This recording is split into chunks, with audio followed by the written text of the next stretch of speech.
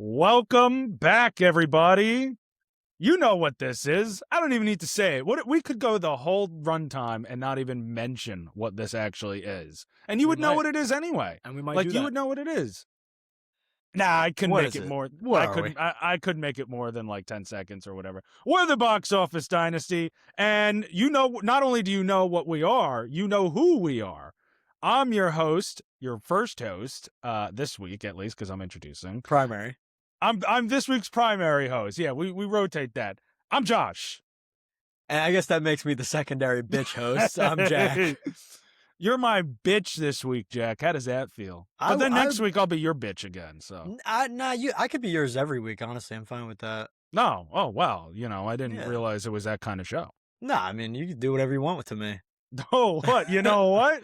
On screen, and let's record it. Hey, we've been dying for a live episode, which is funny. I don't know what we call it. That it's not live. It's just in person. Like it's not like we're and it's not like this isn't live, right? Like to right, me, it's live because I'm talking to you. Right. There's no difference because it's all pre-recorded anyway. So I don't know why we keep saying, "Oh, we're doing a live episode." It's all fucking... we do edit these episodes. We do edit them, make them look not like shit, hopefully. Spiffy, just for the folks at home. If you can't tell, which most of you can't because you listen instead of watch, it's an auditory show for you. I'm in a new location. I'm in an undisclosed location.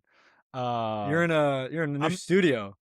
I am in the studio. Yes, I am hiding out. I'm hunkering down in this bunker. No, I had a storage room that we just used for random miscellaneous bullshit. Yeah, that's what fucking Epstein said too about his storage room. He's like, I just got this storage island for random bullshit. Don't check it, man. This just got random bullshit. Nah, there's nothing here, man. It's just like old pictures. Like, all right, Jeff, pictures of what, buddy? Yeah, that's true. So so we cleaned it out. We got a new couch, and it's a nice little room. I have a bookshelf, so I can do all my reading in here now, which is nice.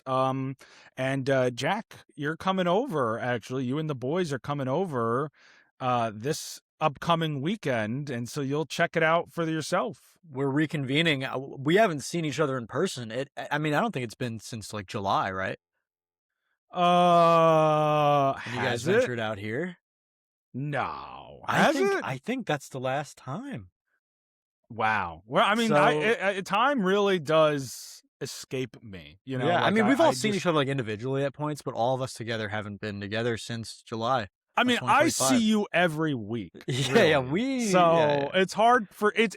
That's why it might actually be a little harder to remember because I do straight up see you and talk to you in depth every single week. We have 2-hour-long conversations every week, and we text every day about our 2-hour-long conversation. We extend those conversations even longer somehow. There are times where I'll text you, but there was one time a month ago when all the new shows were premiering, Daredevil, Invincible, The Boys, Maul, and we were texting just like our rankings of them so far, and I was like, we should be saving this for the pod. And I'm like, but we already have so much on the pod that it's like, man, sometimes we just have something to chat about too, Yeah, it's like not everything's got to be business.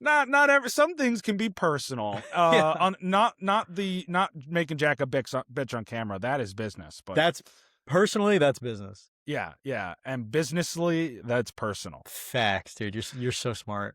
Dude, literature, all those books I read. Okay, folks, why don't we get into the rundown for you this week? We, of course, have news nuggets. There's something always going on, so we're going to nuggy up those news. Then we're going to review our latest Bible study film, The Last Emperor.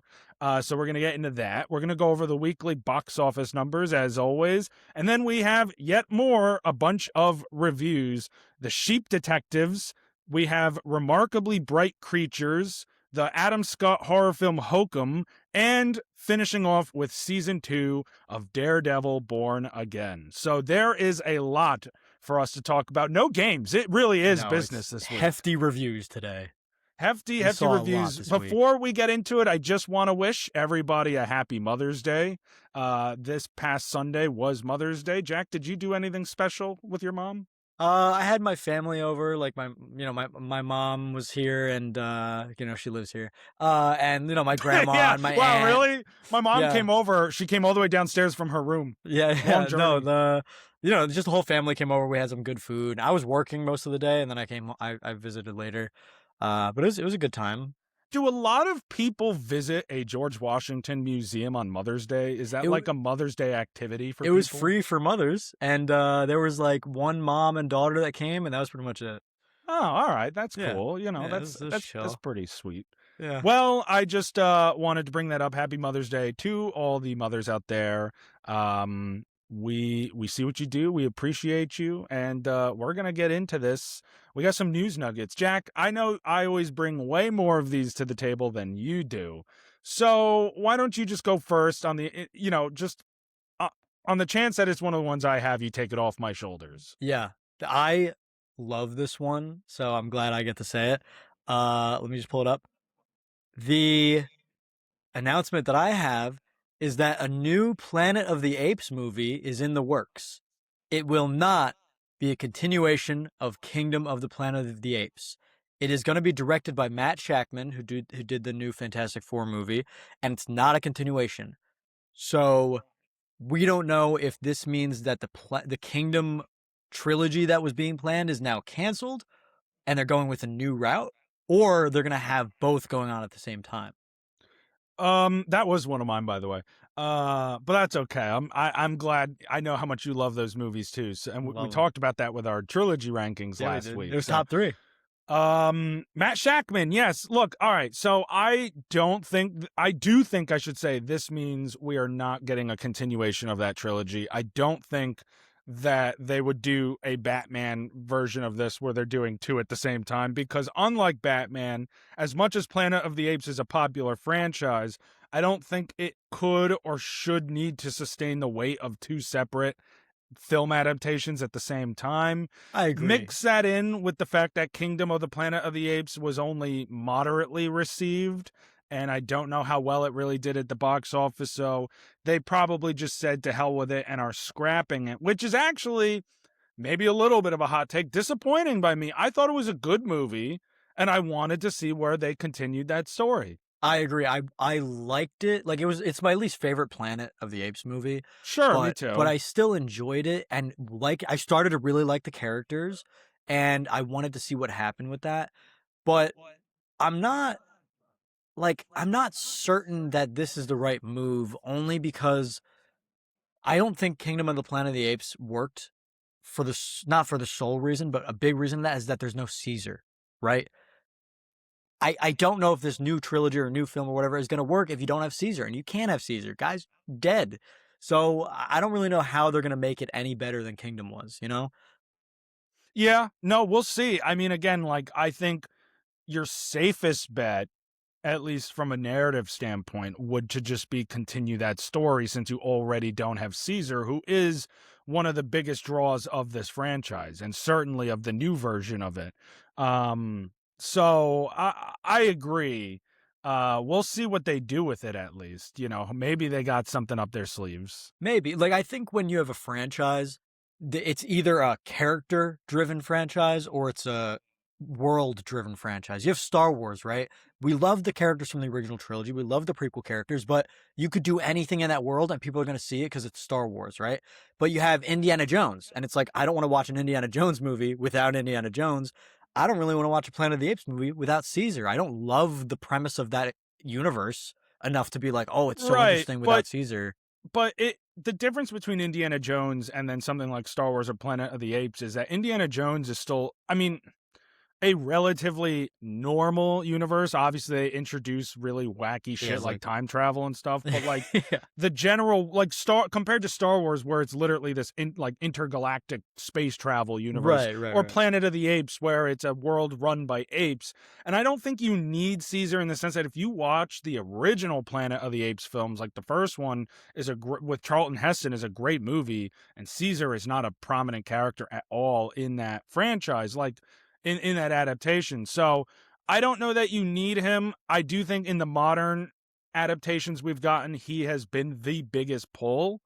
But I do think that a compelling story can be told, that the world itself can still be a big enough draw. without him with the right story. Maybe Kingdom wasn't it. I think that for the, you and I liked it, but I think the average moviegoer was rather disappointed by it or Yeah. underwhelmed.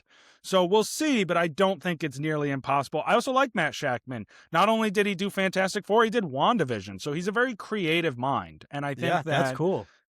I think that he can do something interesting in this world, in this franchise. I also assume that means we won't see him pop up in Marvel again anytime soon. Probably not. I mean, we're definitely not getting another Fantastic Four movie anytime soon. So No, we are not. So that is that news nugget. Okay. I have a couple of casting announcements. The first one being that Matthew Lillard has been cast in Man of Tomorrow.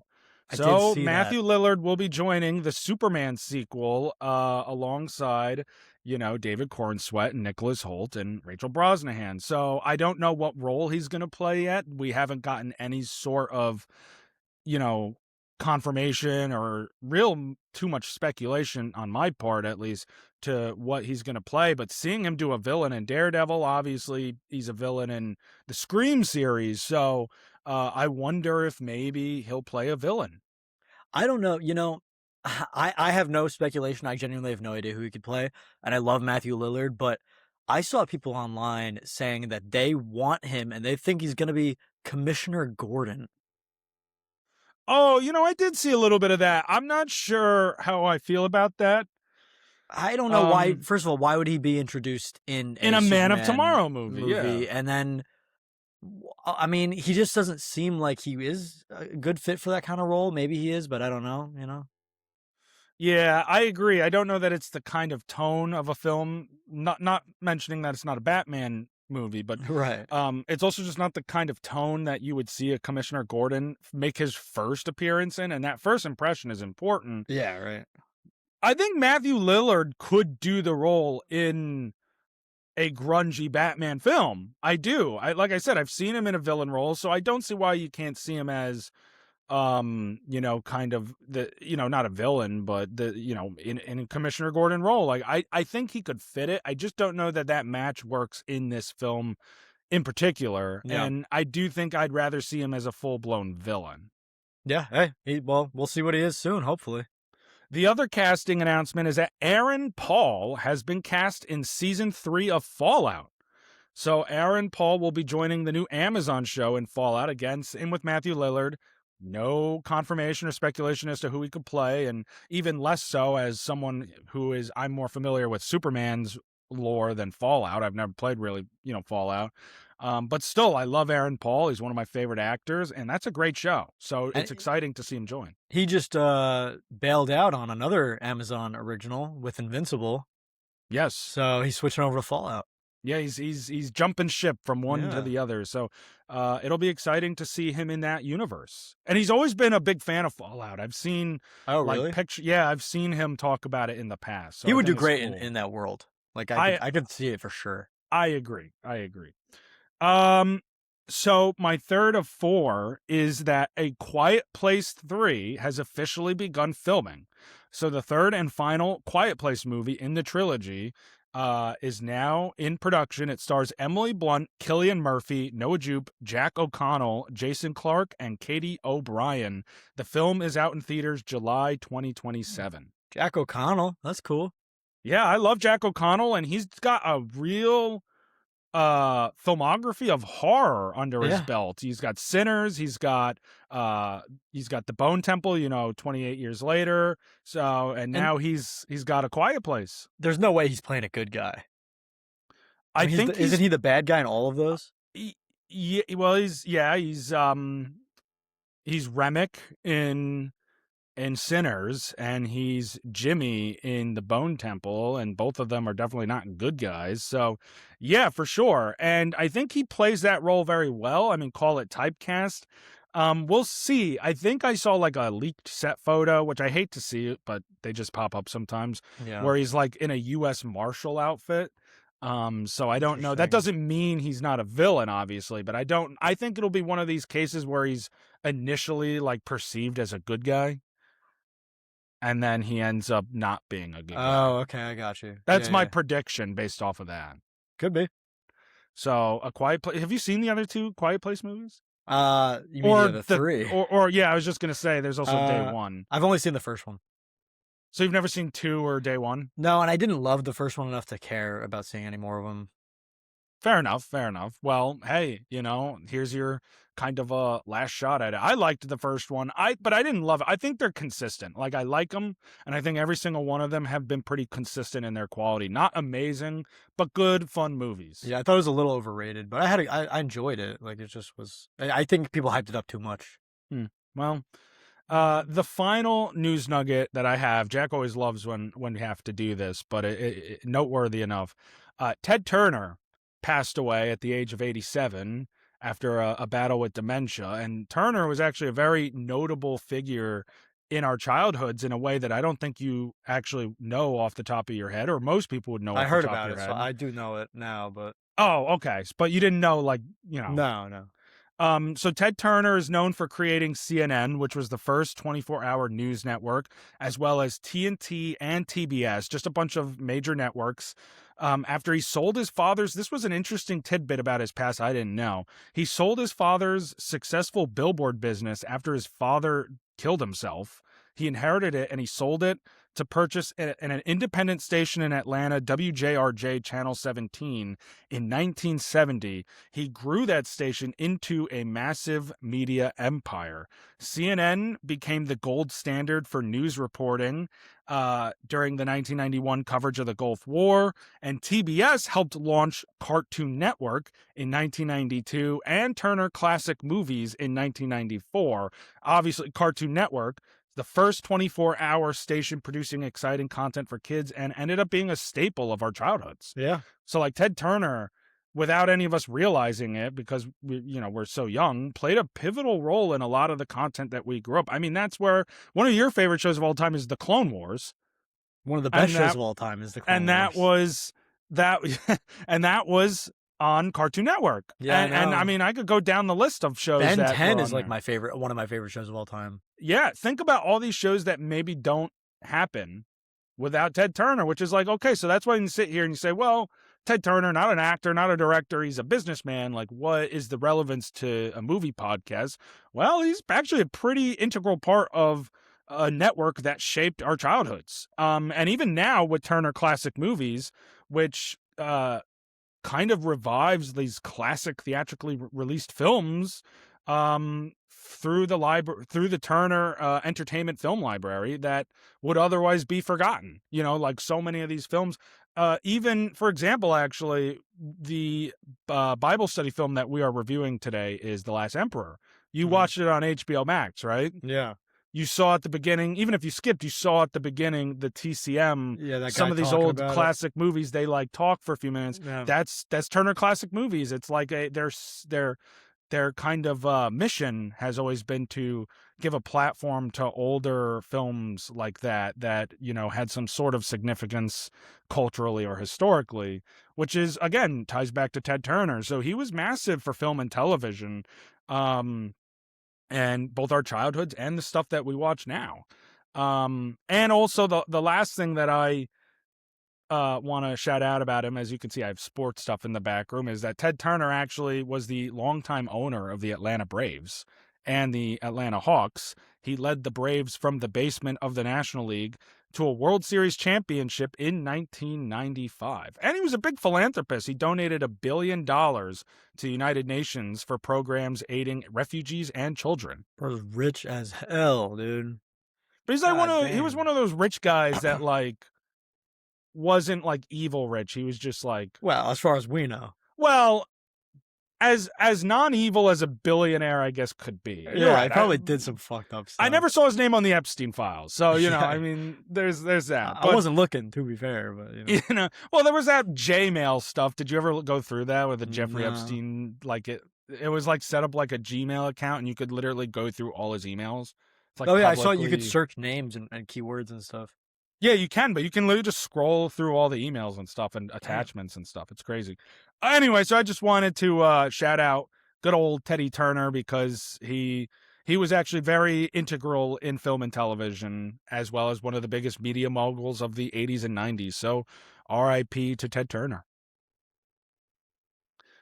And that's all I got. That's the That's news it? nuggets. Oh, I thought you had another one. No, that was it. The other Oh. one was Planet of the Apes. Oh, right. So that is all that I have. And now why don't we get into said Bible study film? All right, I'm ready. I'm in it. So Let me get my rating up.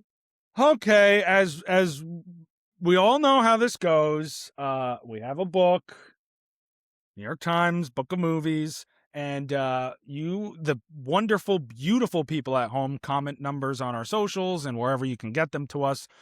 Between 23 and 1265, we randomly pick a number. We watch the movie in the book that correlates to said number, and that movie this week is the 1987 epic The Last Emperor, directed by Bernardo Bertolucci. So we're going to give our spoiler review. So spoilers ahead for The Last Emperor, which is, I mean, the movie is like 40, Yeah, it came almost out in, 40 like, years old. 1987, So, whatever. But here are our ratings and reviews for The Last Emperor. I'll go first, I guess. Yeah. I give this movie I give this movie 7 wet nurses out of 10. I give The Last Emperor 4.5 Mats, aka Pooyies, out of 10. Hey, shout out Matt, bro. Poo Shout Yee out for Matt. real. Yeah, he was Poo our Yee. Pooyee last episode. 2 episodes Guess I ago. could have also gone with 7 opium addictions out of 10. I guess that Yeah, would have. there's a lot more than 7, I'll tell you that. Nah, that is a lot more than 7 opium addictions in this movie. Okay, so look, color me shocked. A Bible study film that Jack did not like. Liz, I have a feeling that you and I are gonna say the same things about this movie, but I like it's more hard hitting for me. I think like the stuff that I didn't like it more than you didn't like it. I do think we'll have similarities. Like, I think the ratings. I do agree. I think the ratings are not going to give justice on some of the agreements we're going to have about the film. Yeah, I totally agree with that. Already agreeing. We're agreeing on us agreeing on that the will film. agree. We're agreeing that we'll probably agree on stuff. That is fucking stupid. Dude, all right. This was just the most movie you could ever watch.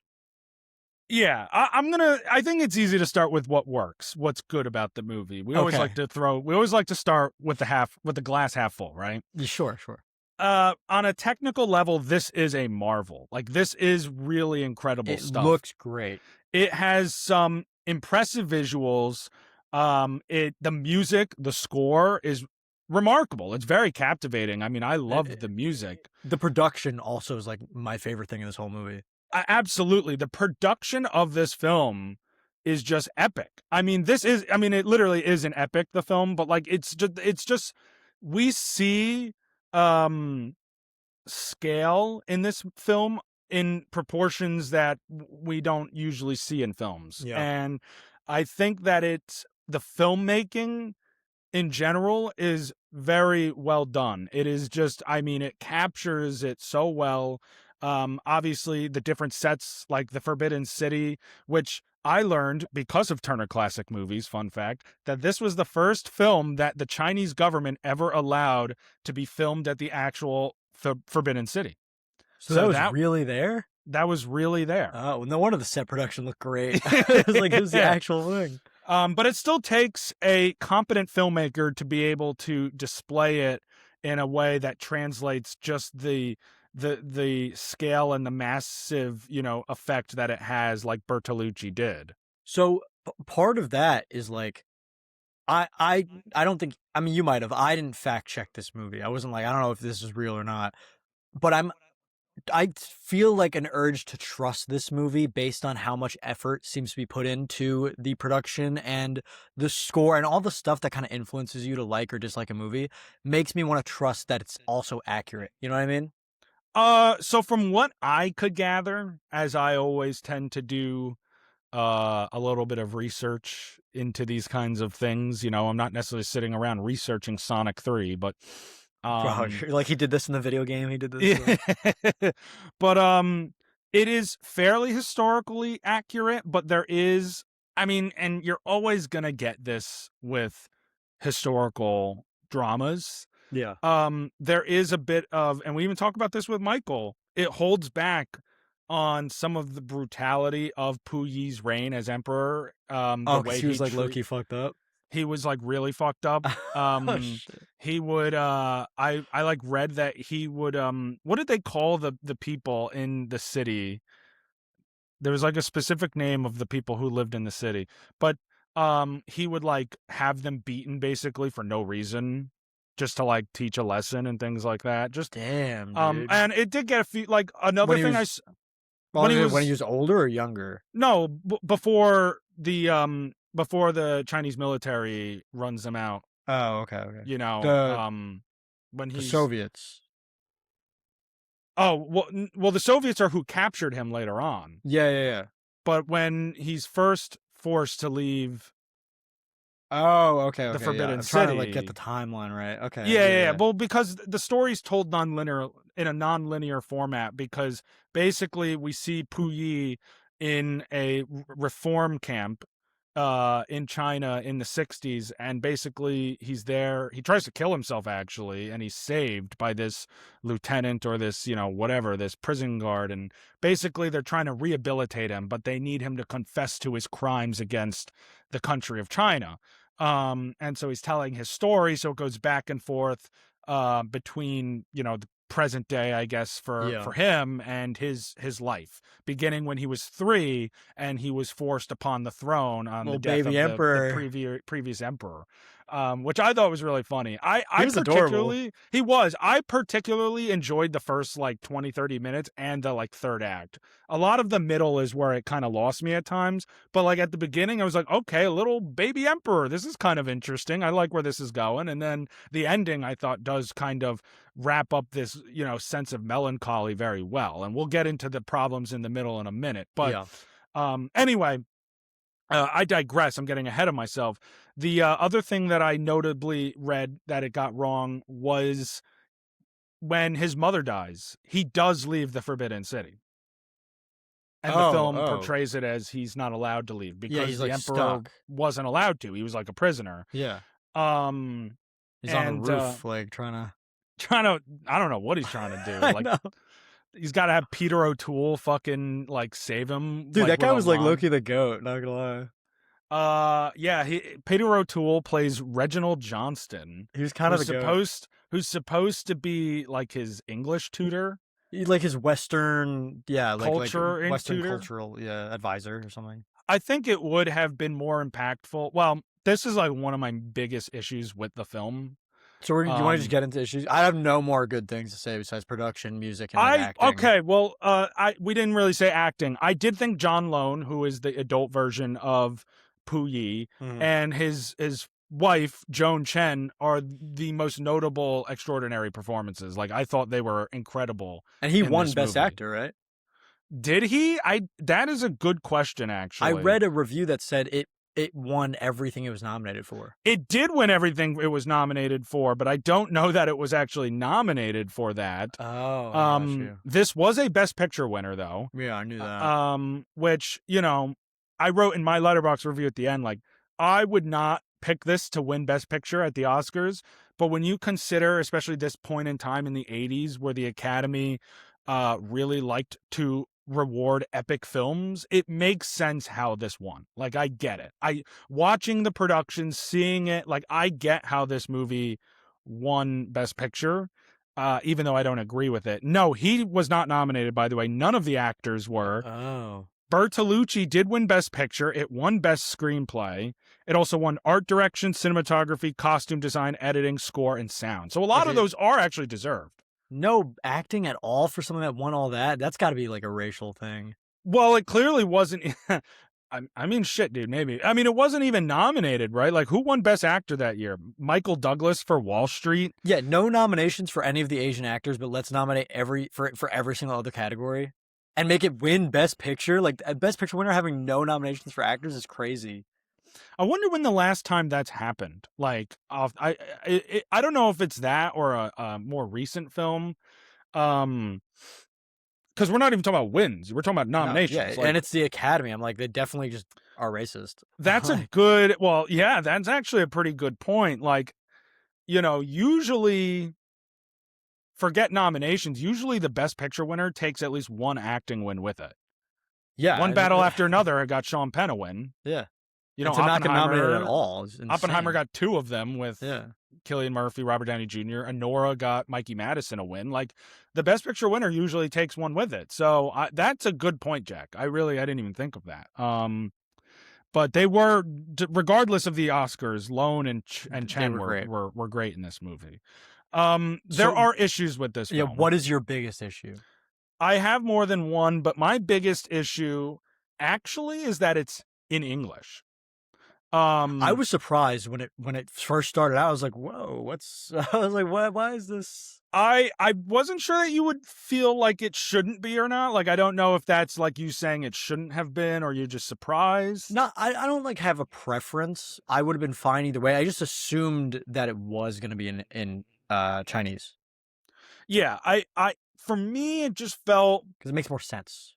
It felt less authentic, right? Yeah, it does feel like that a little bit, yeah. And you know, when you're telling this story of the last emperor of China, and it's a massive part of Chinese history, and you're in China and you're using Chinese actors and Chinese sets, it just, like I said, it felt a little less like a little inauthentic to what this story actually is. And that's why when you have Peter O'Toole as the English/Western culture tutor, again, it feels less authentic because they're just like, chatting it up like two pals, you know. He's like, I'm going to teach you English as they're speaking English to each other. Right. Like, it just felt weird because obviously Pu Yi in real life, I'm not going to say Pu Yi in real life couldn't speak English at any point in his life. Probably learned. I'm sure he learned, but it just feels weird that like everyone in the Chinese, you know, royal,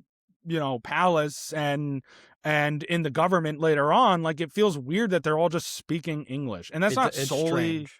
A Last Emperor issue. We've seen this in other movies before, but I just think, especially for someone like me who does not mind films in other languages, I'll read the subtitles if it's supposed to be in another language. Like, imagine if Sentimental Value was entirely in English. It just doesn't, like, what about Godzilla -1? Yeah, like perfect. It's just, there is English in both those movies, but it just, there's a time and a place, you know? It has to make sense narratively.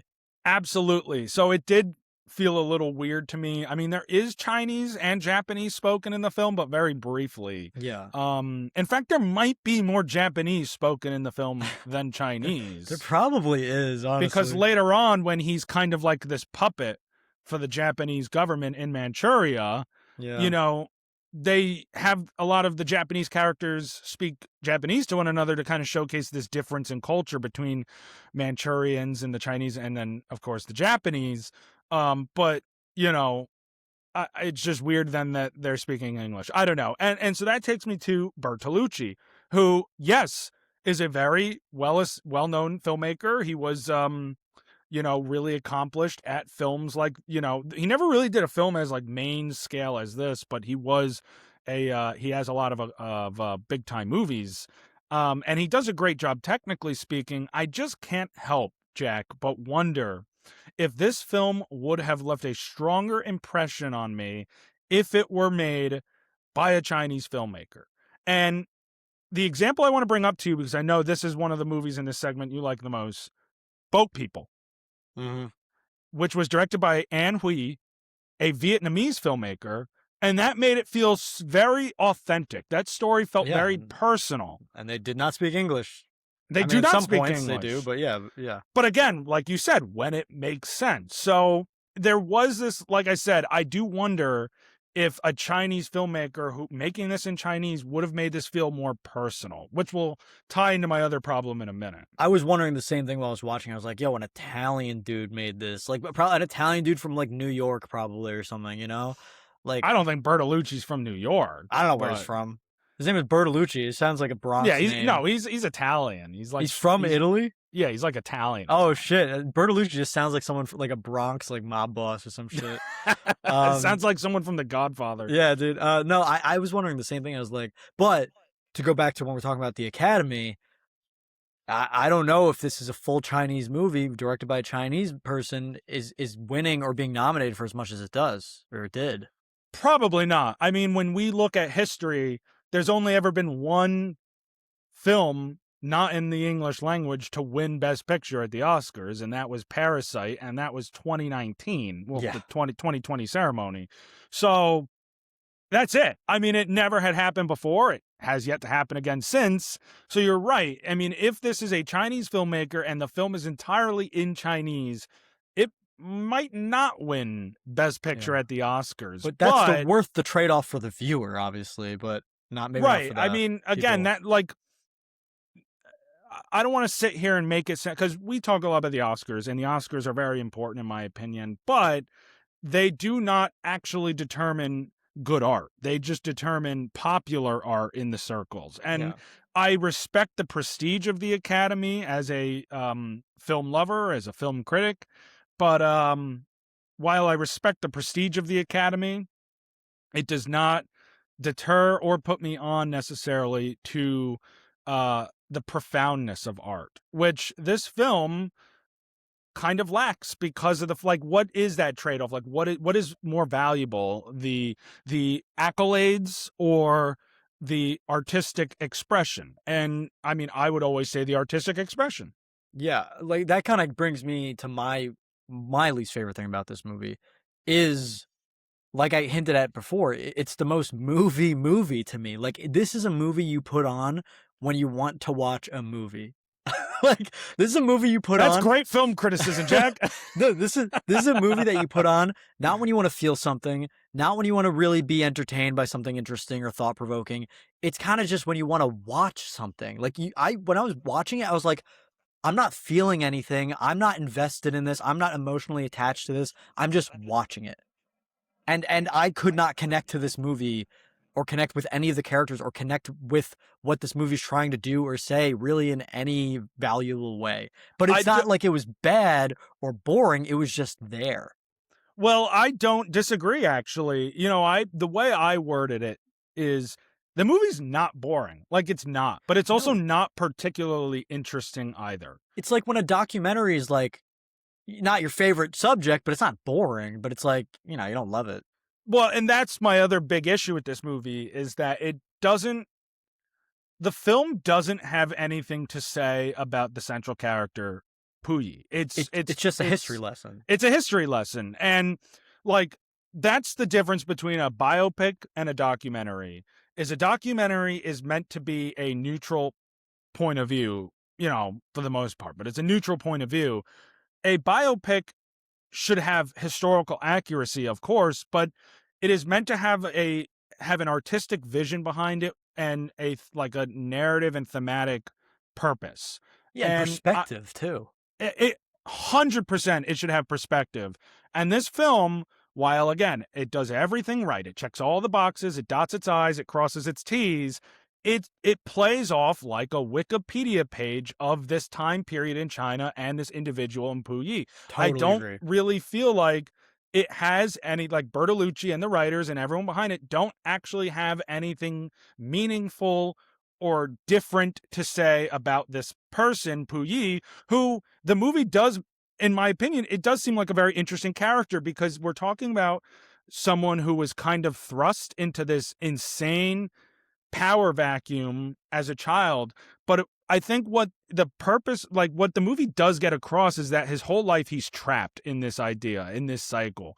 I mean, he is literally trapped. Like, he has all the power in the world, so to speak, but he is trapped. He doesn't even get to leave the Forbidden City. And I think, even when he does, he is so kind of psychologically tied into this idea of power and ruling and being the emperor he's blinded. He's continuously blinded. His wife points it out throughout the rest of the film, that to his situation, to the fact that really he has always been a puppet. It's just the people that have used him and for the purposes that they have used him changed throughout the film. And yet for him, he turns a blind eye to it because he is just seeking that power that is really all he's ever known. So we do have a central figure that, in my opinion, is fascinating and worth making a movie about. It's just that the way this movie tells his story and portrays the character doesn't actually say anything about this feeling of entrapment and isolation. It just shows it. I feel like they were like, since it's historical and it's a real thing that happened, there's no need for like an arc or character development or something like that. Like they kind of forgot it's also a character. You know, like to us, it's a character. We're watching a movie, but to them, it's like a real person that they're recreating. It reminds me of, and this is a little bit of a spoiler on my Seesaw, but it just works too well for what we're talking about. I'm gonna to not flip my use it. fucking desk, dude. Spoiled your Seesaw for me? Better not. Amadeus, the film about the relationship between Salieri and Mozart. Oh yeah, I saw you review that. I just watched it recently. That is a film that maybe takes some historical liberties, like most of these dramas do, but it takes real people who really lived in real instances, and it does have these arcs. It portrays them as characters to us, and it has something to say about these feelings, about these conflicts that they go through. Whereas The Last Emperor, with Puyi, we don't really see that. And even with his wife, you know, we get hints of it. We get hints of these conflicts internally and externally that they go through, but it just plays out like a documentary, more so, like you said, more so than an actual historical fictional drama. Yeah. Well, Yeah. fictional to an extent, but a historical drama. Right. There was a movie that we watched. I can't even remember what it was. I don't know if it was a Bible study movie or just a regular movie, but we both kind of agreed that the movie was just like, oh, it was Shooting Party.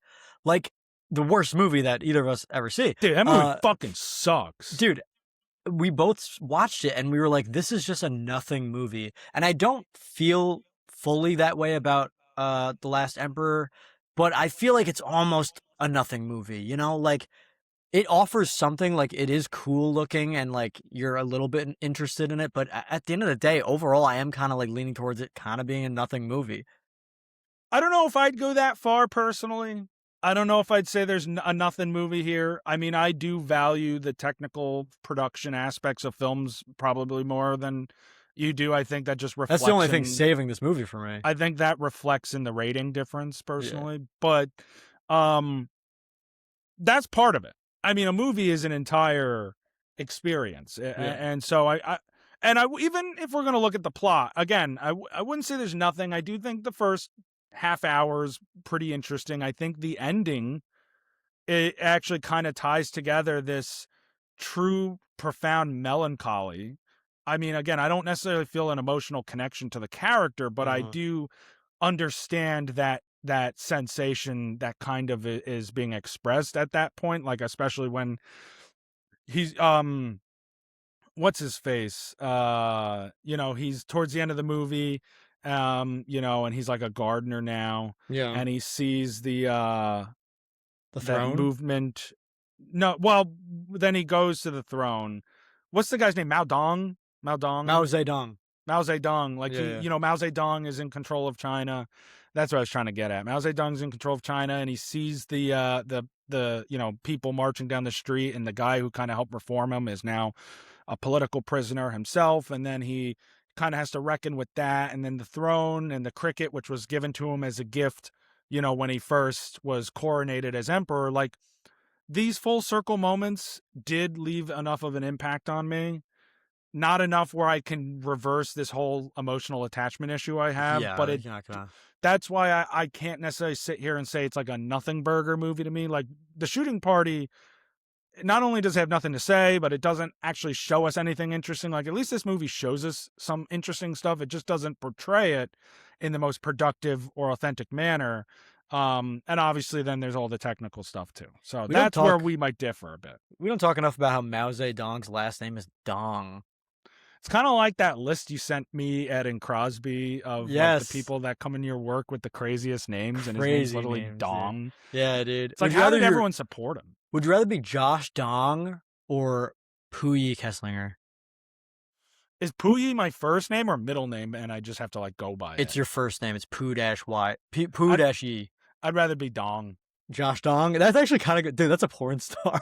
That's a porn star, but I could have a pretty productive career as a porn star named Josh Dong. That's actually really. That's probably a guy's name, bro. Puyi Kesslinger, like, you're like, ew, poo-y. Like, nah, man, I Yeah. can't. Also, Plus, that's you're Matt. I white. can't take that away from Matt. That's Matt. Yeah, But also, like, dong. dong, I guess if you're a porn star, it works, or like it's funny. But like poo-yi is like, I feel like that's just cultural appropriation. I mean, I think people would question it less if your last name was Dong as a white man Yeah. versus questioning why your first name is Poo Yi as a white man. Yeah. And like not like Strange. half white, like it's not like one of my parents is Chinese. Like Yeah, full, you do not. fully You cannot white. pull off half white. No, like fully fucking white. Like I am. You and I are as white as the fucking sun. So, Dude, I'm like glowing right now. The light on yeah, my you computer kind is like. you kind of look like one of the three ghosts of Christmas that visits Scrooge? Scrooge in the night. Yeah, I know. I do look ghostly, like Casper and shit.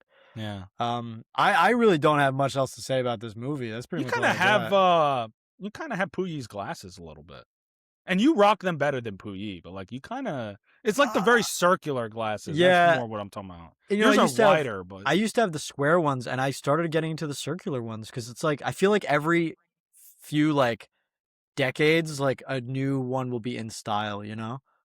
well, you also have like a rounder face than me, right? Just like I think you have a dude. Your whole head is a circle. What do you? What do you mean? really. I don't think you have like a square. Like I think the square frames fit me. I think I have an oval head. Yeah, I guess I have less of an. Maybe, but you know what? Maybe that's what makes it work. Because maybe if I do have a rounder face, then the round glasses on top of it would just it'd be too much. Yeah. But like, No, You- the squares work for you. I don't think they didn't really work well for me. I think it was too like sharp for me. yeah, no, yeah, that totally has something to do with the Last Emperor. But He wears glasses at some point. He does wear glasses. Yeah, they make a whole thing of it where Peter O'Toole has to be like, "Hey, man, you won't even let him fucking leave Forbidden City. You can at least let him have glasses so he doesn't go blind." It's a whole Blind fucking scene. Like as that's actually fuck, what dude. happens. Yeah. So yeah, I mean, you know that does pretty much sum it up. I liked it. I wouldn't watch it again, but I respect it. I understand it and I respect it, but that doesn't mean that I don't feel it could have done things better. I Like, get why I it's think- on the list.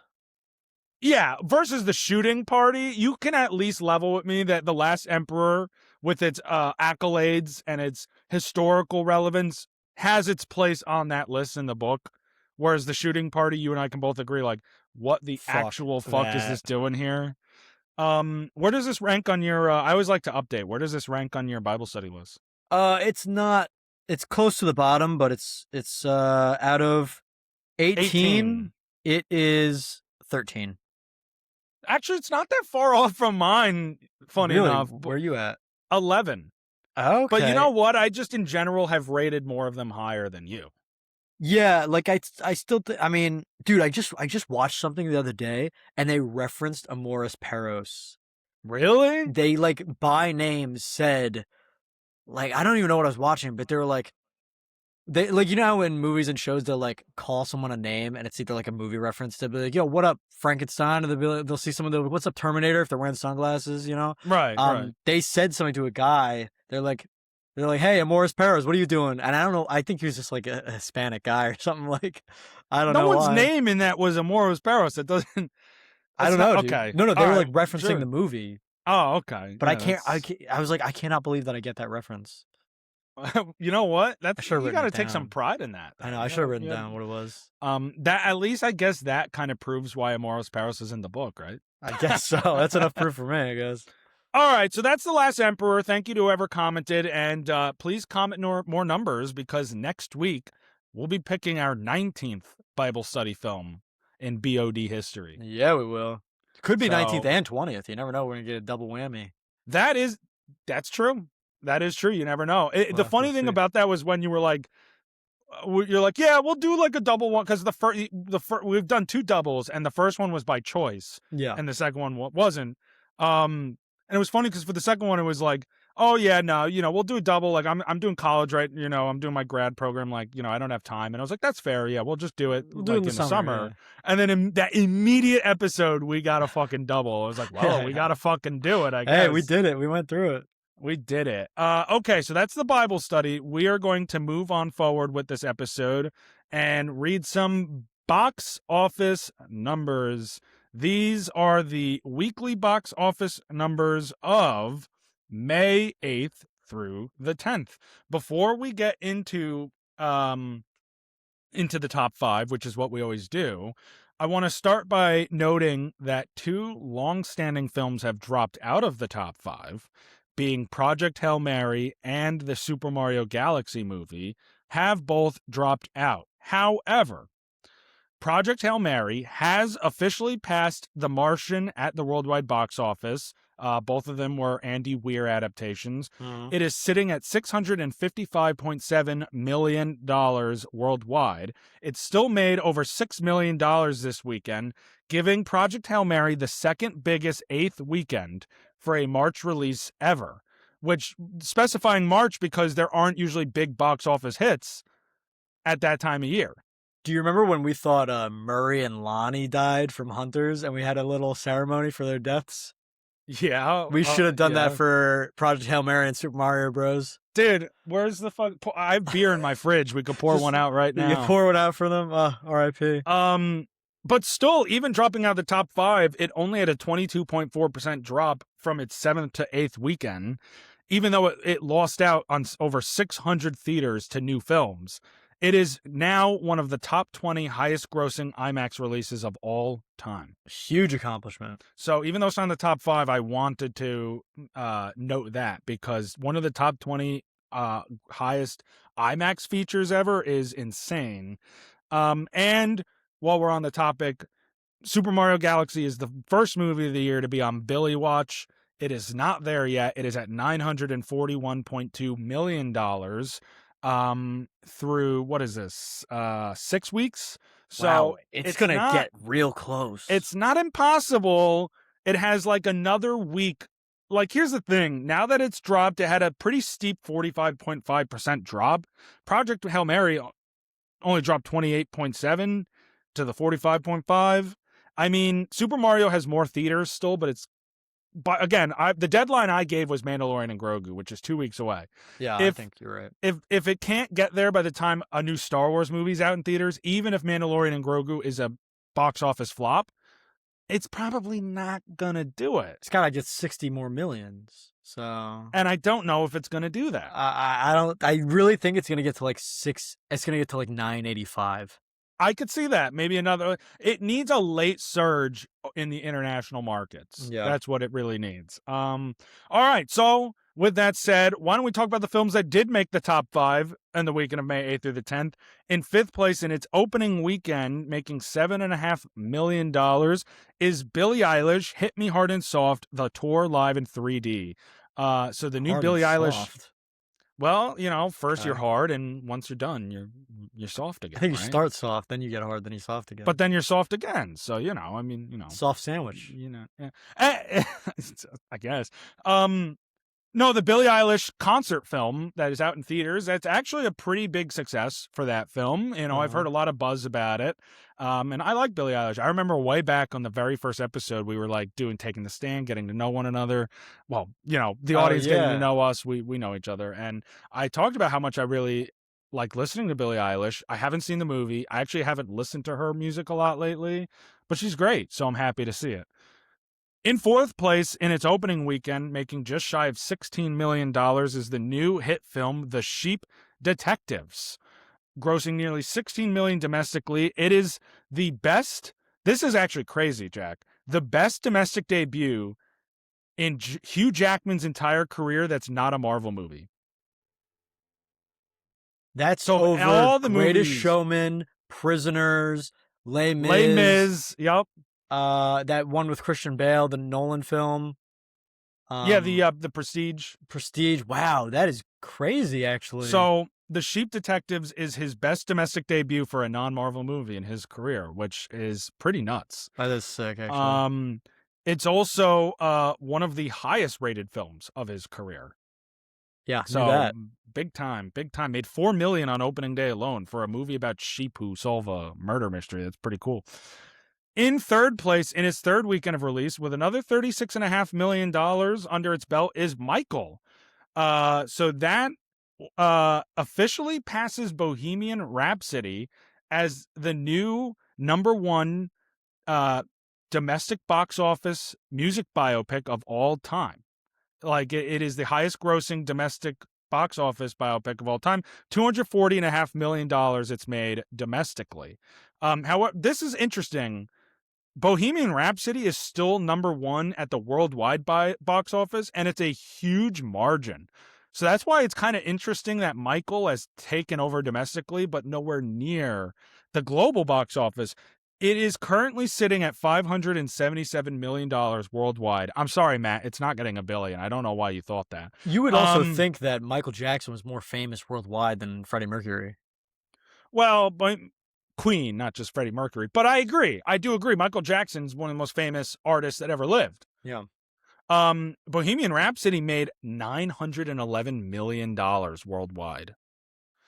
Whoa, that's a huge difference. So it is not $500 million left to go. Yeah. I mean, I do think that if Michael had come out, like I think that the perception of music biopics has changed drastically in those 8 years. I do think if Michael came out in 2018 when Bohemian Rhapsody did, we'd be talking a different talk here. It's so oversaturated these days. It is. It absolutely is. Every year we get another one. I mean, A Complete Unknown, Rocket Man, Springsteen. fucking Springsteen, the Whitney Houston one. There's so many, you know what I mean? So, even though it is Michael Jackson, it is like nowhere near it. So I just found that interesting because it is number one domestically though. Yeah. So, anyway, it's got modest drops, 32.9%, but I'm sorry, like I said, Matt/Puyi, it's not going to get $1 billion, right, Jack? Like, this is not going to happen. No, I thought there was a possible chance in the first week, and then now I'm saying definitely not. It's not going to happen.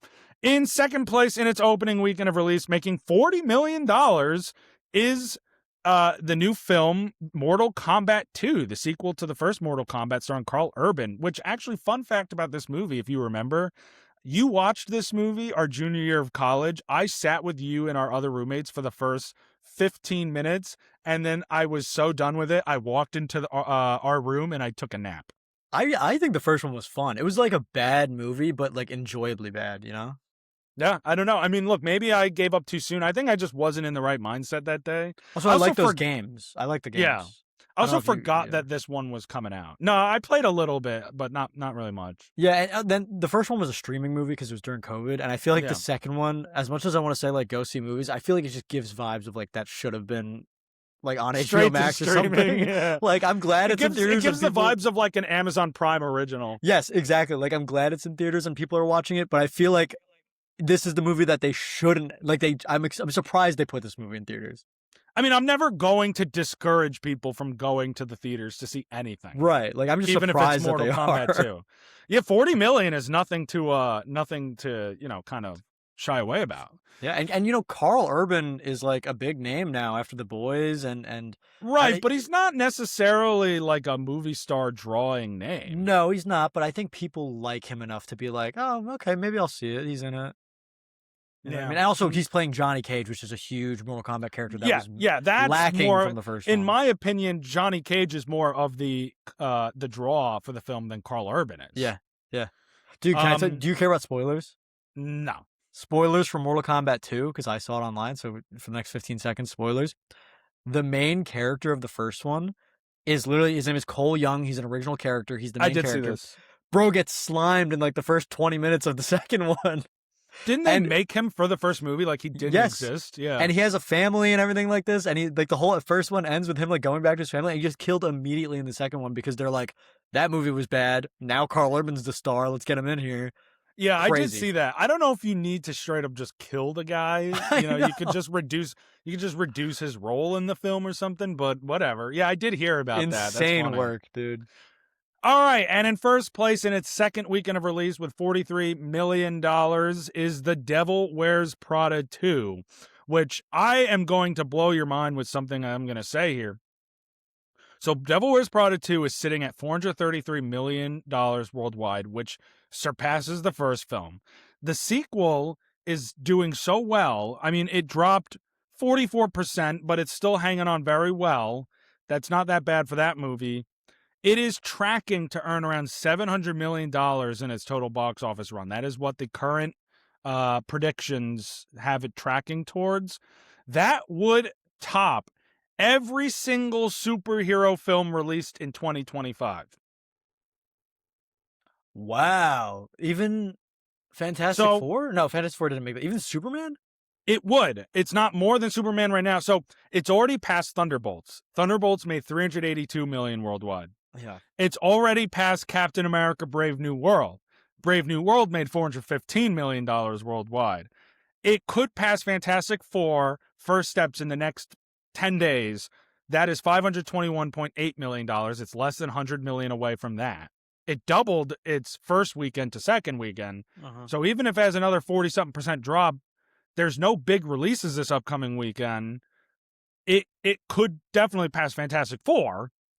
I'm a little weary of these projections that it'll pass Superman. Superman made $618.7 million. But if it does make the 700 million that they currently are estimating, that would pass Superman as well. That would be crazy. That would be shocking to me. It also would be doing this with half the budget of all of these films. Yeah, people are having Marvel fatigue and superhero fatigue, so they're not showing up. They're not showing up. They do. I mean, again, we obviously know Thunderbolts severely underperformed at the box office. It's a good movie. I think all of those were good movies except Brave New World. I agree, but again, this isn't necessarily like the box office isn't representative of the quality of the film. It's just representative of who's going to see the film. Yeah. And people didn't go see Thunderbolts. I don't think Thunderbolts had a great marketing campaign. I think the whole New Avengers thing threw people off. Yeah, let's spoil our movie in 2 days. I just don't think people really liked it. So there was like not that they are the New Avengers, but the whole branding with the asterisk and the name change. Like I think that caused like a severe drop off after its first weekend. Like it just confused people. And you're right, doing it after like 2 days. So that underperformed. Brave New World did okay, but it had all those reshoots, so it had a ballooned budget. And for Fantastic Four, I mean, it did very well financially, $521.8 million, but like I still feel like it wasn't that it didn't turn a profit, but it might have not necessarily did the numbers that Marvel expected or hoped a Fantastic Four movie would. Yeah, I don't think so. So, I mean, this does open up a larger conversation for another time of like, is the superhero fatigue? Is this a writing issue in these movies more so than what would cause people to just be more excited about The Devil Wears Prada 2 over Superman or Fantastic Four? Because, whether or not we feel that way, we can't deny the numbers that the people are showing up to the theaters more for Devil Wears Prada than they are for these superhero movies. So I think this conversation is going to be shelved until Spider-Man comes out in a couple months, and then that's right to see how that does. I mean, I can't see a world where Spider-Man makes less than The Devil Wears Prada 2. I really would have thought that Superman would have been like leagues ahead of that. But you never know if these projections are right. It's already under $200 million left between those two movies. There's an under $200 million gap between Devil Wears Prada 2 and Superman, and that's not nothing. But it can make that ground up by the end of its box office run. So even if it falls under 700 million, it can maybe squeak ahead of Superman. I don't know. I mean, Marvel is more popular than DC at the movies, in the last several years. So I mean, with the exception of like the Batman, and Superman, but like Spider-Man movies and Avengers movies are like moneymakers. That's the bread and butter, dude. Right. So if I'll say this: if Spider-Man disappoints at the box office, and certainly if it cannot make more than The Devil Wears Prada 2, Marvel should be very concerned. We're cooked. Very, very concerned. So anyway, that is the box office numbers from the weekend of May 8th through the 10th. Congratulations to The Devil Wears Prada 2 on a successful second weekend and remaining at the top of the leaderboard. So that movie's already been talked about. Mortal Kombat 2, who gives a shit? And Michael, already been talked about. So that leaves us to number 4 to get into, which is The Sheep Detectives, I guess. I can't even say it's the big release of the weekend because Mortal Kombat 2 made more money, but it feels like there's just more hype around the Sheep Detectives right now. Dude, they're 100%. Because nobody's coming out of Mortal Kombat 2 saying, "Whoa, that blew my Yeah, mind. It like was the Mortal greatest movie I've Kombat ever 2. seen." Yeah. You unfortunately did not get a chance to see it in time. I will say this before you give your review for the Sheep Detectives. I think I said this 2 episodes ago with Matt, but I'll say it again. I could not be more wrong when I was watching a movie. I never saw the movie yet, but from what everyone's hearing, I know I'm just wrong. When I saw these advertisements for this movie and I saw the trailers, my immediate thought was, that looks so stupid. That's the dumbest shit I've ever seen. And I literally thought, why did any of those actors actually sign up for this? Why is Hugh Jackman playing this guy who's, in the trailer they say he dies in the first 20 minutes, whatever. Like, why is he doing this just for the bag, just getting a paycheck? It looks so dumb. And when I heard that the reviews are amazing, and I'm hoping you loved it, but maybe not, but we'll see. It just blows my mind. So I'm very excited to hear your review. I give it 1 sheep out of 10. No, I'm kidding. One shitty sheep movie out of 10. All right, well, I'll give my rating and spoiler-free review of the Sheep Detectives, and then maybe next episode, since there won't be too much, we can actually talk chat a little about it. more spoilers about it. Obviously, the Hugh Jackman thing's not a spoiler. That's the plot of the movie. They tell it in the trailer. So, anyway, here are my ratings and review of the Sheep Detectives. I give this film 9 winter lambs out of 10. Yeah, Jack, this really is one of the biggest surprises of the year. I went into this movie, a couple weeks ago, I never even heard of this movie. So forget you talking about heard. Bro just said heard in a movie about I never heard of it. I don't know if you read. Oh, you didn't, because it was a spoiler review. But I spent half of my Letterboxd review making sheep puns. Really? I try not to read your reviews for movies that we're going to talk about on the pod. So I didn't read your last Emperor review. I didn't read. If we're talking about it, I don't want to know what you're going to say. I would say the same for you, except your reviews are always 2 words. So yeah, it's just I know. Your review, jokes. Your review for the last Emperor is literally "poo ye" with an exclamation point. I was like, bro. I was like, okay. And Killian liked it and didn't like mine. I saw that. I had a thoughtful review, and then you just write "poo ye," and he thought that was a better review of the film than mine. Okay, Kill. It tells I guess you don't want to come back on the pod, huh? Shout out Kill. Yeah, right. Shout out Killian. Also, shout out Killian for making those clips for us for our last episode. That was pretty rad. He's the sheep. So he is the sheep. Yeah, I saw one review on this film where it's they may have been sheeps, but they were the goats. And I was damn, that would have been mine. Stole my shit. Dude, just steal it anyway. Who fucking cares? Just pretend you didn't see it. Yeah, so no, I loved it. A few weeks ago I never had heard of this movie. And Matt brought it up to me one day when we were going to see another movie, and he showed me the poster, and I said, "What the fuck is this? I don't know what the fuck this is." And he goes, "Dude, it's like a Hugh Jackman sheep murder mystery, and it's apparently gas." And I saw trailers too. I never really thought much of it. But man, it really is like Knives Out meets Babe. It's like a family-friendly Knives Out. Is it that smart? Like Knives Out, you're it's so smart. You're trying to figure out all the pieces. Who did it? Is it kind of like that? The mystery is actually a mystery? I would say so. I wouldn't say it's the smartest mystery I've ever seen, necessarily. But it does have a twist that I didn't really consider. So maybe it wasn't obvious to you. I don't think it. Well, not entirely. No, cool. You know. That's what I want. I love that. I think you could definitely maybe predict it. I'm not saying that, but I think you just are so stuck in this ride anyway that, again, I never really considered it. So in the end, I was like, wow, okay, I guess I could have seen that coming, but no, man, I just didn't really take the time to consider it. Sweet.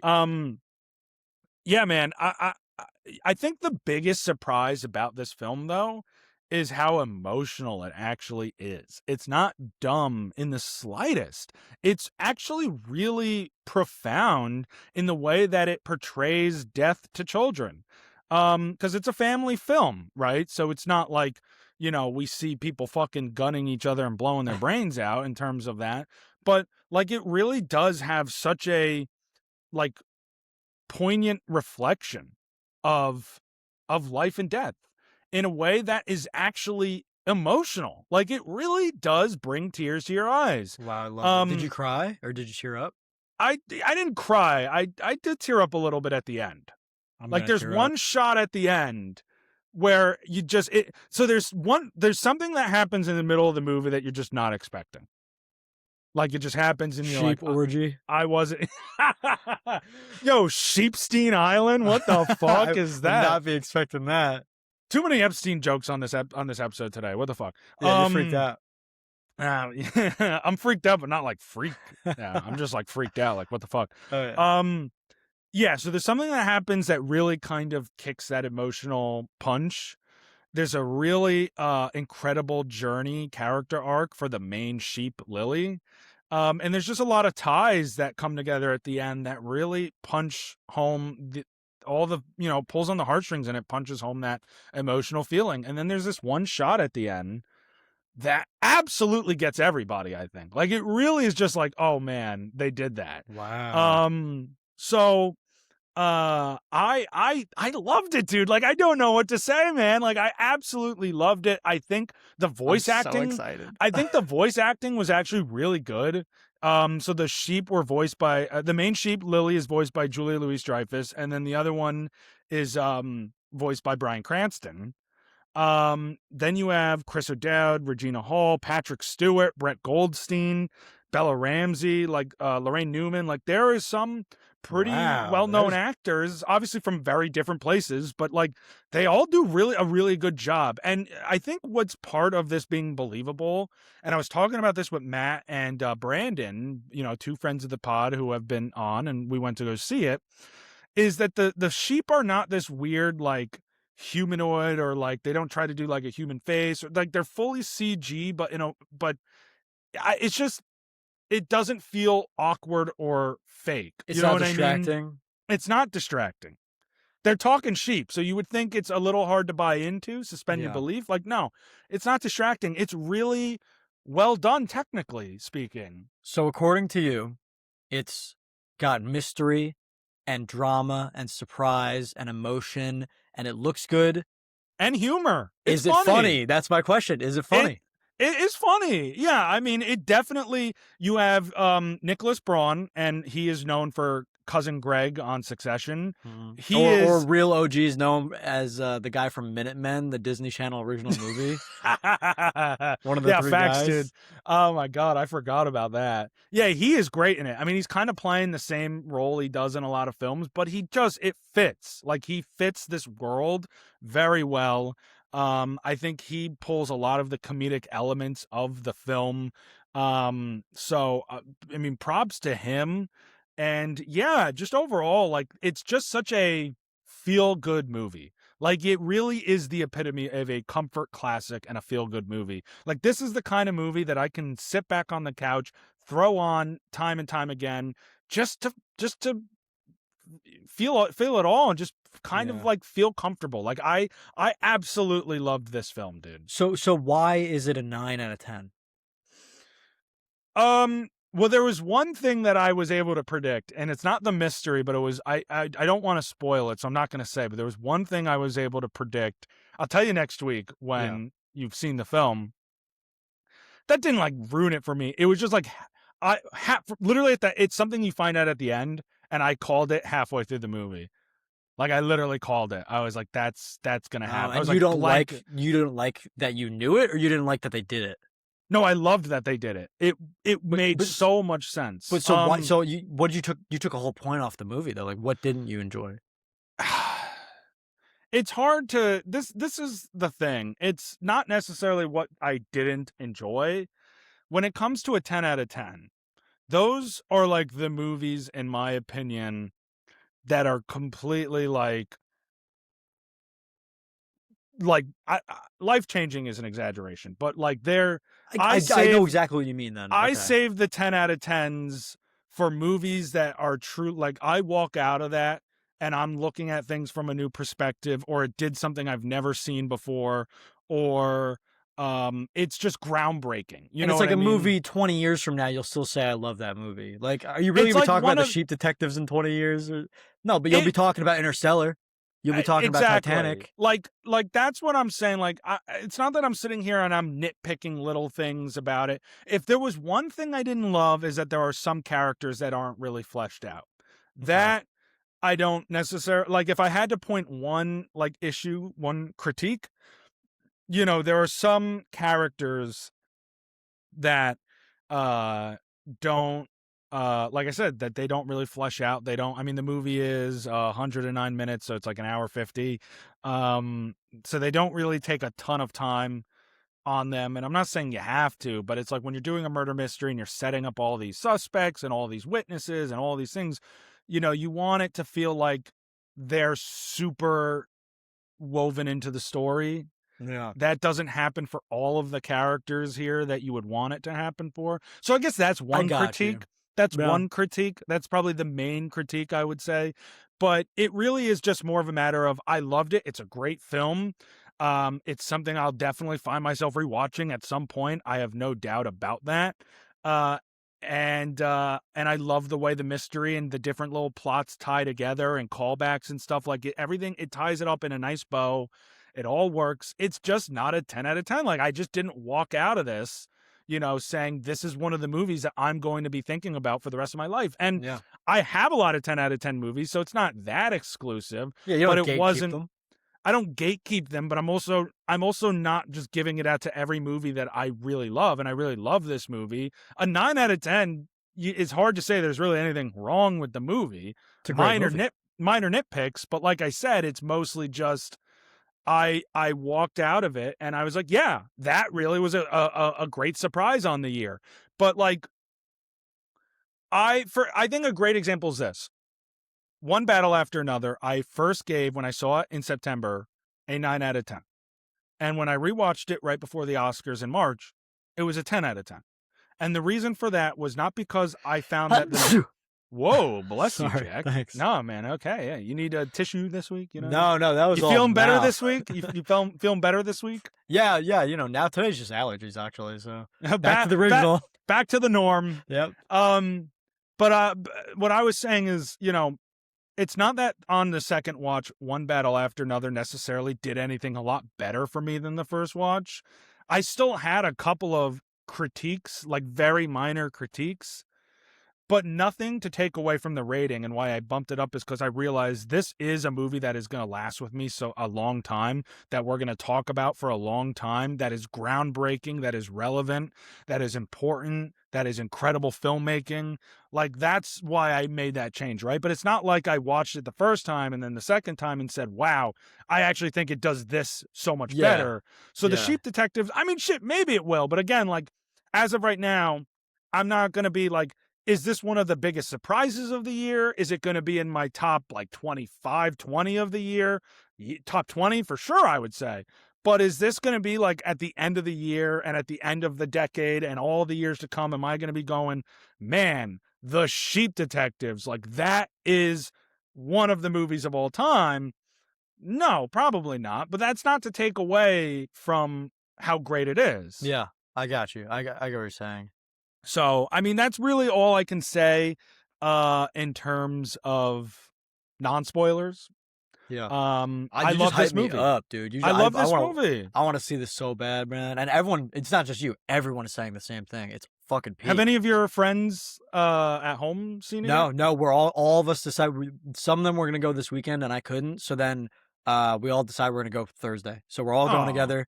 Yeah. Good friends. So they are good enough to wait to see the movie, just not good enough to listen to the podcast after the movie. Because they hear me talk about it afterwards, so they're like, I don't give a fuck what he has to say. Yeah, but they don't hear me talk about it. They don't give a shit what I got to say. Goddamn. All right, I see how it is. Okay.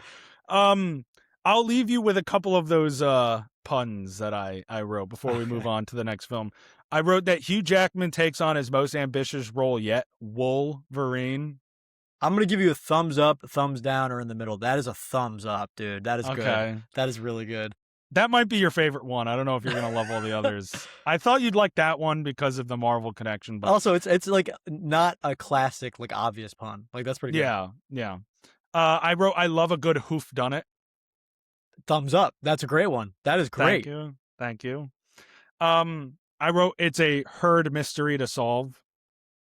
Herd and hard. I'm going to give you I have to go thumbs down on that one. Thumbs down, not even an eh. Herd is like you're stretch. It's a reach. It's a stretch for that one. You might like this one because it's not like the most clever, but it's just funny. I wrote the haters are full of sheep. That's pretty good. I'll go in the middle. All right, because it's not the most clever, but it's funny. It is funny. I don't want to read the last one. You're not do it. Just do it, bro. I can't wait to double thumbs down you. So I wrote, this is so stupid. Just wait, it's like a multi thing. I wrote, I was moved by this, and then I go, wait, that one doesn't work. What can I say? It's not like this movie was bad. That's a double thumbs up, dude. Oh! That's a double thumbs up. Oh, I thought that one at least had like, because like I'm sure I'm not the only one who thought of some of these puns. Obviously, you know, it's funny. I had taken my dad. I can't believe I'm going to say this on the podcast, but you said you didn't like Lord of the Rings on the podcast, so I'll say this. I took my dad to his speech therapy appointment, and he's like working with the speech therapist, and I'm sitting there the whole time knowing I'm seeing the movie later that day, just coming up with puns in my head the whole time. So I swear that I thought of all of these by myself because I wasn't on my phone. I was just sitting there zoning out thinking of sheep puns the whole time. Dude, those are pretty good. And you tricked the audience right at the end, just like a whodunit. Yeah, I did because I said the moved. I was like, wait, that one doesn't work. Well, I don't know what to say because it's not bad. So, all right, that is The Sheep Detectives. Everyone, including Jack, go see it in theaters. Please support this movie. It absolutely, positively deserves it. And I can't wait to get into a little spoiler talk with you next week. Yes, I'm very actually. You know what? We'll probably talk about it a little bit on the pod, but I'm also seeing you next weekend after I see the movie, so we're definitely we'll probably just talk about it in person together. And then I'll have to repeat the conversation. Yeah, maybe. All right, we'll see. That's not the only movie that was watched. You saw an animal-related movie too. I did. I watched the new Netflix released movie, Remarkably Bright Creatures. Non-spoilers because I'm assuming you're going to see it at some point. I think you should. Yeah. You should definitely see it. Is it? I can't remember. Is Remarkably Bright Creatures? Yeah. You watched the movie. What are you talking about? You're asking me? You watched the movie. Yeah. Remarkably. Fuck. Wait, is that what it's called? Oh my god, dude! You literally watched the movie. All right, you need me to check for you? I'm checking. Yes, Remarkably Bright Creatures. That's what it is. Okay, I had to double check. All right, non-spoiler review and rating for Remarkably Bright Creatures. I give this movie 8.5 Doc Ocks out of 10.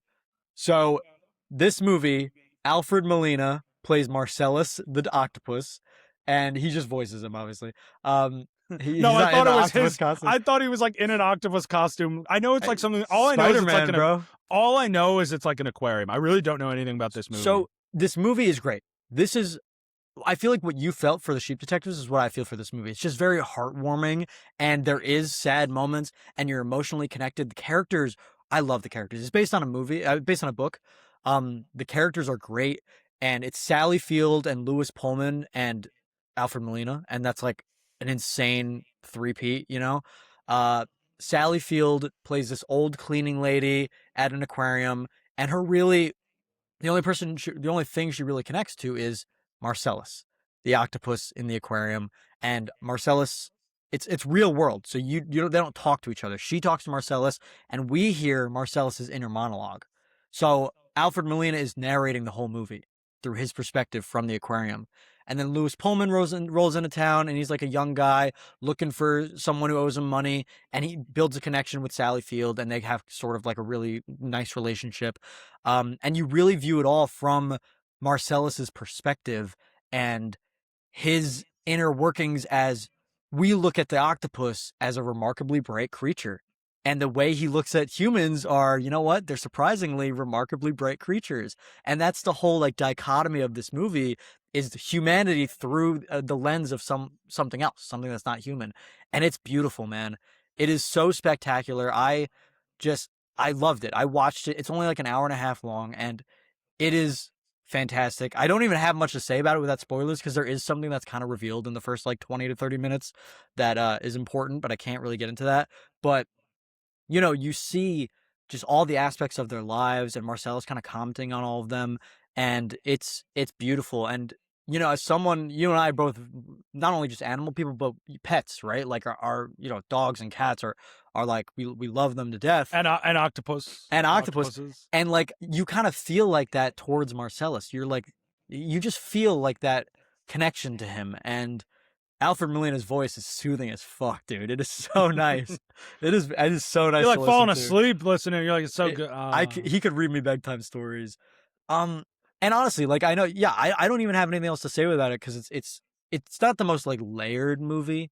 It's an 8.5. It's not perfect. It's not the most layered. There's not like any deeper meanings. It's kind of, I don't want to say surface level, but it's like, yeah, this guy looks at their lives as an octopus and he's confused by things and he's like, why do humans do this? Why do humans do that? They should just talk to each other. They should just love each other. That kind of level of observation.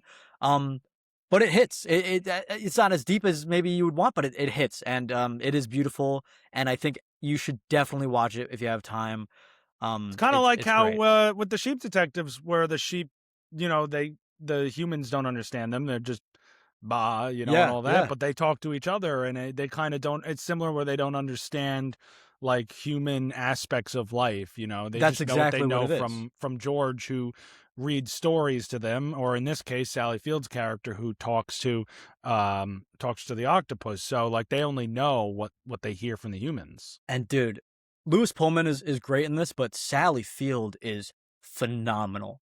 Like she screams at some point at Lewis Pullman, and like it's guttural. She's like, "Get out!" Like it is so good, and she's crying at points, and it's just she is so spectacular in this, I mean, and she's always a slam dunk. I love her as Aunt May. She's actually my favorite Aunt May, which I think might be a hot take. I don't know, but she's my favorite Aunt May. And you get those kind of like vibes from her because, Lewis Pullman, 30 something years old, Sally Field, like in her 70s or whatever. It's that relationship. It's like a familial, like aunt nephew kind of relationship that they start developing. Um, and it's just, yeah, she is absolutely spectacular, phenomenal. You're right. She's always a slam dunk.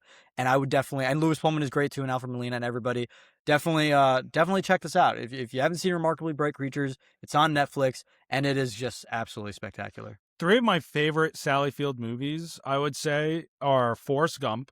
I think people forget that she's in Forrest Gump. Yeah. She plays Mary Todd in the Spielberg Lincoln film, which one of her best performances. That film does not get talked about enough. Yeah, I don't even remember her in that. You've seen that movie? Yeah, once, like a long time ago, like right when it came out. Yeah, me too. I need to see it again, and she's in Mrs. Doubtfire, and that's a great movie too with Robin Williams. I mean, she's, like I said, she's a slam dunk, so she's a big pull for me to see this movie. And you know what? I was just looking at the cast list. This is a crazy coincidence. You know who's in this movie? Who? Joan Chen from The Last Emperor. I see her on the cast list. Wait. She plays the character Janice Kim. Oh, that's one of Sally Field's like knitting buddies. That's the same. She's not really in the movie that much, but no, but I just saw her on the cast list. Dude, I didn't even like put that together. I watched Remarkably Bright Creatures first, so then like I see a younger version. Right, of her. right. So you didn't, yeah. That's a really cool connection between the episode this week. Two movies I reviewed today. This is the Joan Chen episode, I guess. Yeah, I really debated putting this movie at like a 9 to 9.5. I just went lower just because kind of similar thing with you. It's like it wasn't like it's a great movie. I absolutely loved it, but it's not like the best movie ever, But right. I just is there like? But I gave Sheep a 9. You give this an 8.5. Is there anything that does lower it to that standard? There's like a subplot with Lewis Pullman and a girl, and I think it's kind of like it's really good throughout the movie, and then it's kind of rushed to get, all solved up at the end. And it just seemed a little rushed, and I was like, I kind of wish there was an extra like 10 minutes for that, because it was a really interesting plot that they kind of just like were like, oh shit, we got to wrap that up, and they just do it. So, that was whatever. A big thing about this movie is that I don't know why, but they didn't want the runtime to go longer. I know it's based on a book, but a lot of times it'll be like a character is mad at someone and they storm off and leave the other one alone. And then you don't see the guy who stormed off. He'll just come back and be like, I'm sorry. Instead of seeing him be like, oh, I should go back like that. You know what I mean? Like he just like shows up again and they're like, you're back. He's like, yeah, I'm back. I felt bad. Like there's a lot of that, like to just resolve things quickly. Right, So right. it did seem a little rushed at times, but otherwise But it fantastic. seems like a high quality film, and you know what it reminds me of? In 2023, the weekend of Barbenheimer. Obviously, all anyone's talking about is Barbie and Oppenheimer going to the theater. And there was a third film, a Netflix film, straight to streaming, that came out that was maybe not as good as those. It's a little different of an example, but still a great film. They Clone Tyrone. I don't know if you've ever Oh, seen I it. did. I like that movie. It's a really great movie. I Yeah. remember I watched it after seeing Barbie and Oppenheimer, and I was like, look, no one's going to talk about this or really know about this because there's so much else out right now and that's kind of like this with God, what the fuck is the movie? Remarkably Bright Creatures. Yeah. At least I haven't seen it. Yeah. People are talking. There's no Barbenheimer, but people are talking about Michael and Devil Wears Prada 2 and Sheep Detective and Mortal Kombat. Like their attentions are elsewhere, and then you have this Netflix straight to streaming film that's actually surprisingly, really entertaining. It's got great reviews. Got great reviews that is kind of just flying under the radar because of that. So that's what it reminds me of in terms of that. When I watched it, I gave it 4.5 on Letterboxd, and I was like, I give it 4.5, but I didn't see what other people rated it yet. So it's kind of like, am I an out? I thought, I was like, this is a high praise for a Netflix original movie. I was like, am I gonna be the outlier? And it has a 3.8 on Letterboxd, so I am above, but not by much. No, not really. 3.8 is really good. Yeah, that is really good, especially for a straight to streaming. Netflix original movies don't always bode very well. So that is, that's higher than what I gave They Clone Tyrone, which was my example I used. So Yeah. that's pretty good. That is definitely a movie that's on my radar for sure. Definitely check it out. I have one other movie before we get to the show of the week, and I'll be fairly quicker with this one, but I just want to give some thoughts about it, and that's the new Adam Scott horror film Hokum, out in theaters. You don't care because it's horror, right? Like I'm not gonna see this. I can divulge in spoilers this time. Yeah. All right, so ratings and reviews ahead for Hokum. Spoilers ahead for Hokum.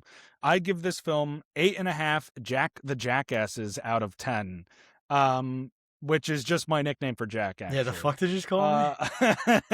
Hey, remember we started? You're my bitch, Jack the bitch. Oh, true. My bad, bro. So I thought that this was a very entertaining horror film. Obviously, I do really love horror, way more than you do, of course.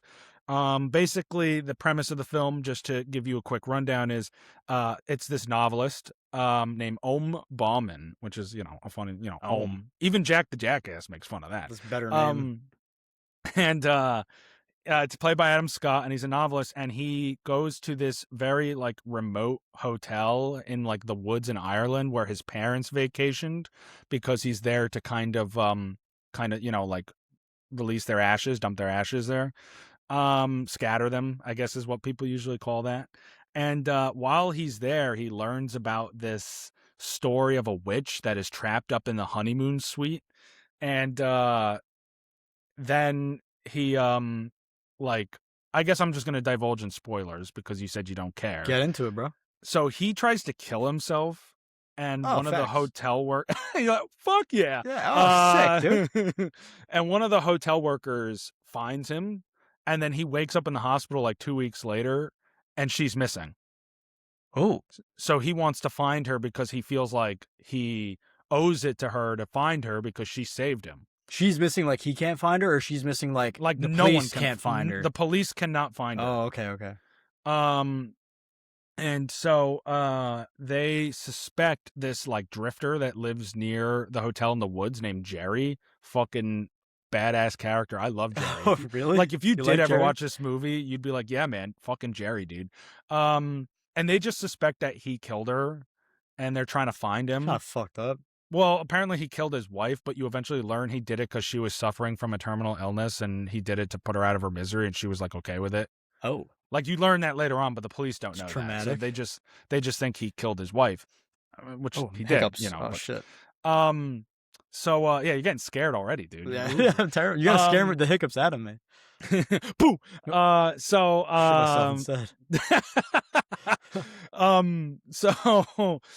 he ends up running into Jerry, and Jerry was like, yeah, I don't at first, Adam Scott's like, oh, you did something to her. And he's like, no, I was friends with her. I think she's in the honeymoon suite. He said because he would go in a hotel at night to like steal medicine and stuff. And there's like it's like an old fashioned thing where there are like bells that have like mechanisms tied to the rooms that you can ring. And he Yeah. said like he saw the honeymoon suite bell ringing. And obviously nobody goes in there, and the owner of the hotel has the key and no one else has it, so blah blah blah. And yet it's ringing, and he sees her ghost like pointing to it. It's like a whole scene there. And he's like, I think she's trying to tell me she's in the honeymoon suite.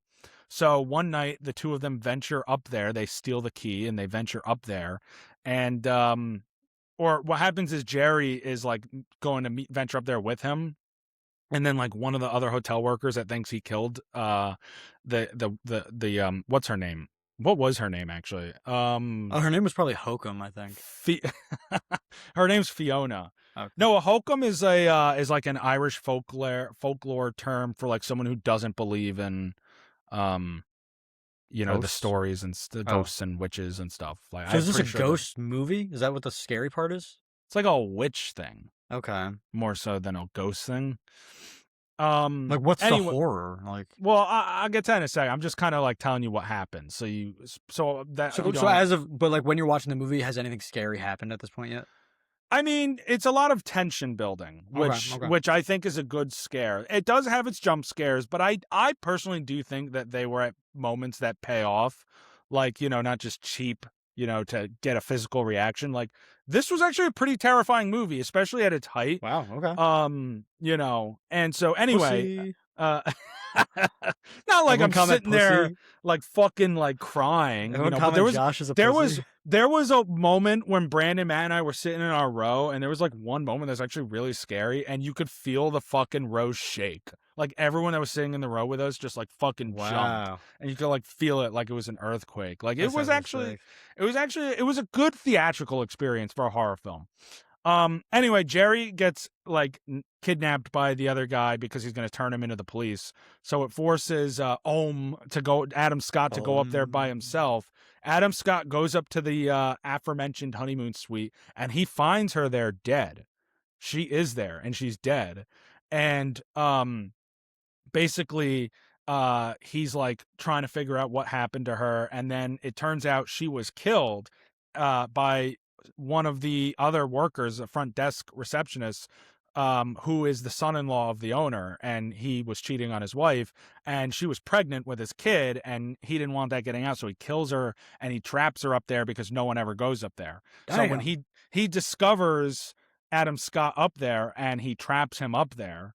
So now Adam Scott is trapped up there with Fiona, Fiona's body, and he can't get out, and he's trying to figure out how to get out of this honeymoon suite.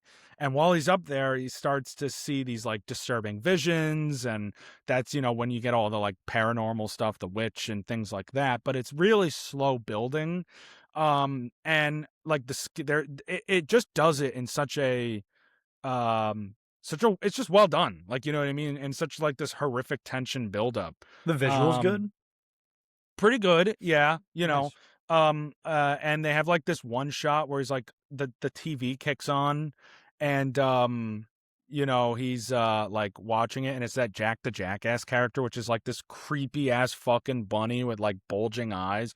Truly, if you look it up, like Google it at least at some point, it is actually a terrifying design. Okay. And it's like him, like he reveals like what happened to his parents. Basically, you find out that Adam Scott accidentally murdered his mom as a kid because he was playing with his dad's gun, and he accidentally shot her, and his dad resented him for it and drunk himself into an early grave. So you learn about that, and you're like, oh shit, like it does tie into that emotional aspect that the film goes for, which I think it was successful in.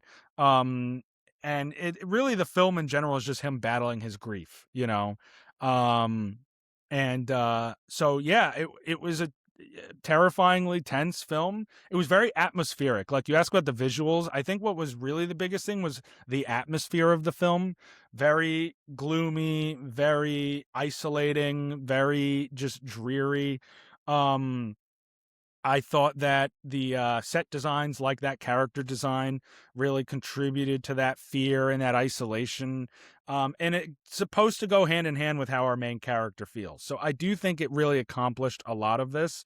It's a worthy watch. Like, I don't think it is the best or most nuanced horror story. Like, I've talked about this. Like, horror does a really good job at kind of expanding these boundaries of emotional storytelling and using fear kind of and human emotions. This film does it to an extent, maybe not the best I ever saw. It's 8.5. It's kind of like what you were saying with uh what the fuck? The creature movie, the octopus Remarkably movie. Bright Creatures. Yeah, Remarkably Bright Creatures. So I mean, that's pretty much it. I thought it was effective, and it was a classic ghost story for the most part. And I liked how it incorporated very unique Irish folklore. I thought that was a really compelling draw, because you're right. For you, essentially, Jack, like, who's not a horror guy, who doesn't like the ghost story stuff, that would be the biggest draw, is the way it so interestingly incorporates this folklore. And you're Yeah. Irish, obviously, so I do think you would find that entertaining to that extent.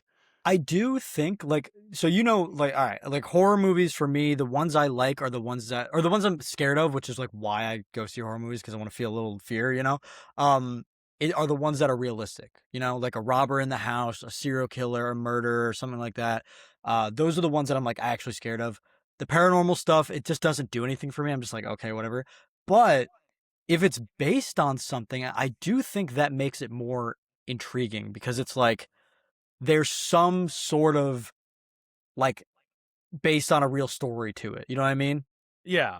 I mean, I completely understand what you're saying about, like, the more realistic grounded horror in the psychological horror of, murderers and things like that. For me, it's not, I mean, obviously it's not realistic in the sense that there's no witches and things like that. I don't believe Yeah. in that. But um it's what makes paranormal horror effective for me is, like I said, when they can tie it to emotional realism. There is just a sense of um relatable humanity in that even though it's you can even say, like, a superhero film, there's a lot of unrealistic stuff that happens in those. It's just a different genre, right? Yeah. Yeah. But for me, it's the same thing. A lot of unrealistic stuff that is hard to kind of suspend your belief for, or whatever, but tying it to this nuanced approach at storytelling that is grounded in real life issues, grief and trauma and depression, or whatever the case may be, then that kind of adds a level of uh connection to a character that then makes it scary. Because maybe you're not scared for yourself, but you're scared for the character, right? Like, that's what it is for me. When I watch these movies, I'm not scared that the witch in this movie is going to jump out and get me, obviously. But you start to have an interest and a care for your central character. You want them to get out of this situation. So when you have this tension building up and building up, and it, like, the film forces you into that moment, and you care about what's happening to the person on screen, that's what makes it the most effective for me. So I thought this film does that. I do think that Hokum is able to accomplish that. I'm glad you enjoyed it because that's all our current day reviews, all our new releases are really good movies so far. Yeah, this has been a good week. I would say this has been a good week for movies. And you know me, though. I love horror, right? So Yeah, that's like your um fucking I do shit, think that dude. there's a lot of low lows, but I think that horror has a lot of high highs as well. And the last thing I want to say on a lighter note about Hokum, I always like to stay and watch the credits of movies. Just That's what was instilled in me in film school. I don't know. I like it. Yeah, There's a because few like your reasons. name could be in there, like that's where your name would be. Right. Well, I think that you have all these people who work on the movies. One, they deserve people to sit through the credits. And two, you never know if a film does something a little fun, Yeah, right? So yeah. I always sit through the credits. And I was sitting through the credits of Hokum with Matt and Brandon. And we get to the part where they get to, like, the set drivers, the people who drive around. I swear to God that all 10 of them were named Muhammad.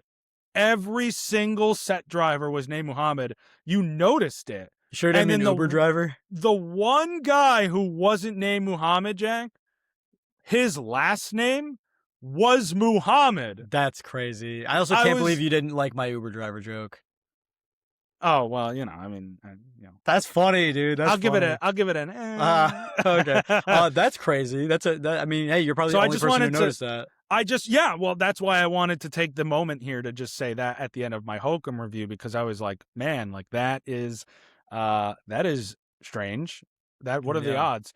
So anyway, yeah, atmospheric horror, classic ghost story, effective scares, interesting Irish folklore, and really good acting. So all in all, a very well done horror film that is worth seeing.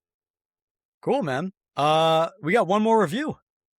We do, guys. Bear with us. Jack and I have a lot. Like I said, we're business today, all business. Yeah. Last review of the day. This is going to be spoilers ahead for Daredevil Born Again Season 2. We're going to give our ratings and reviews. I'll go first.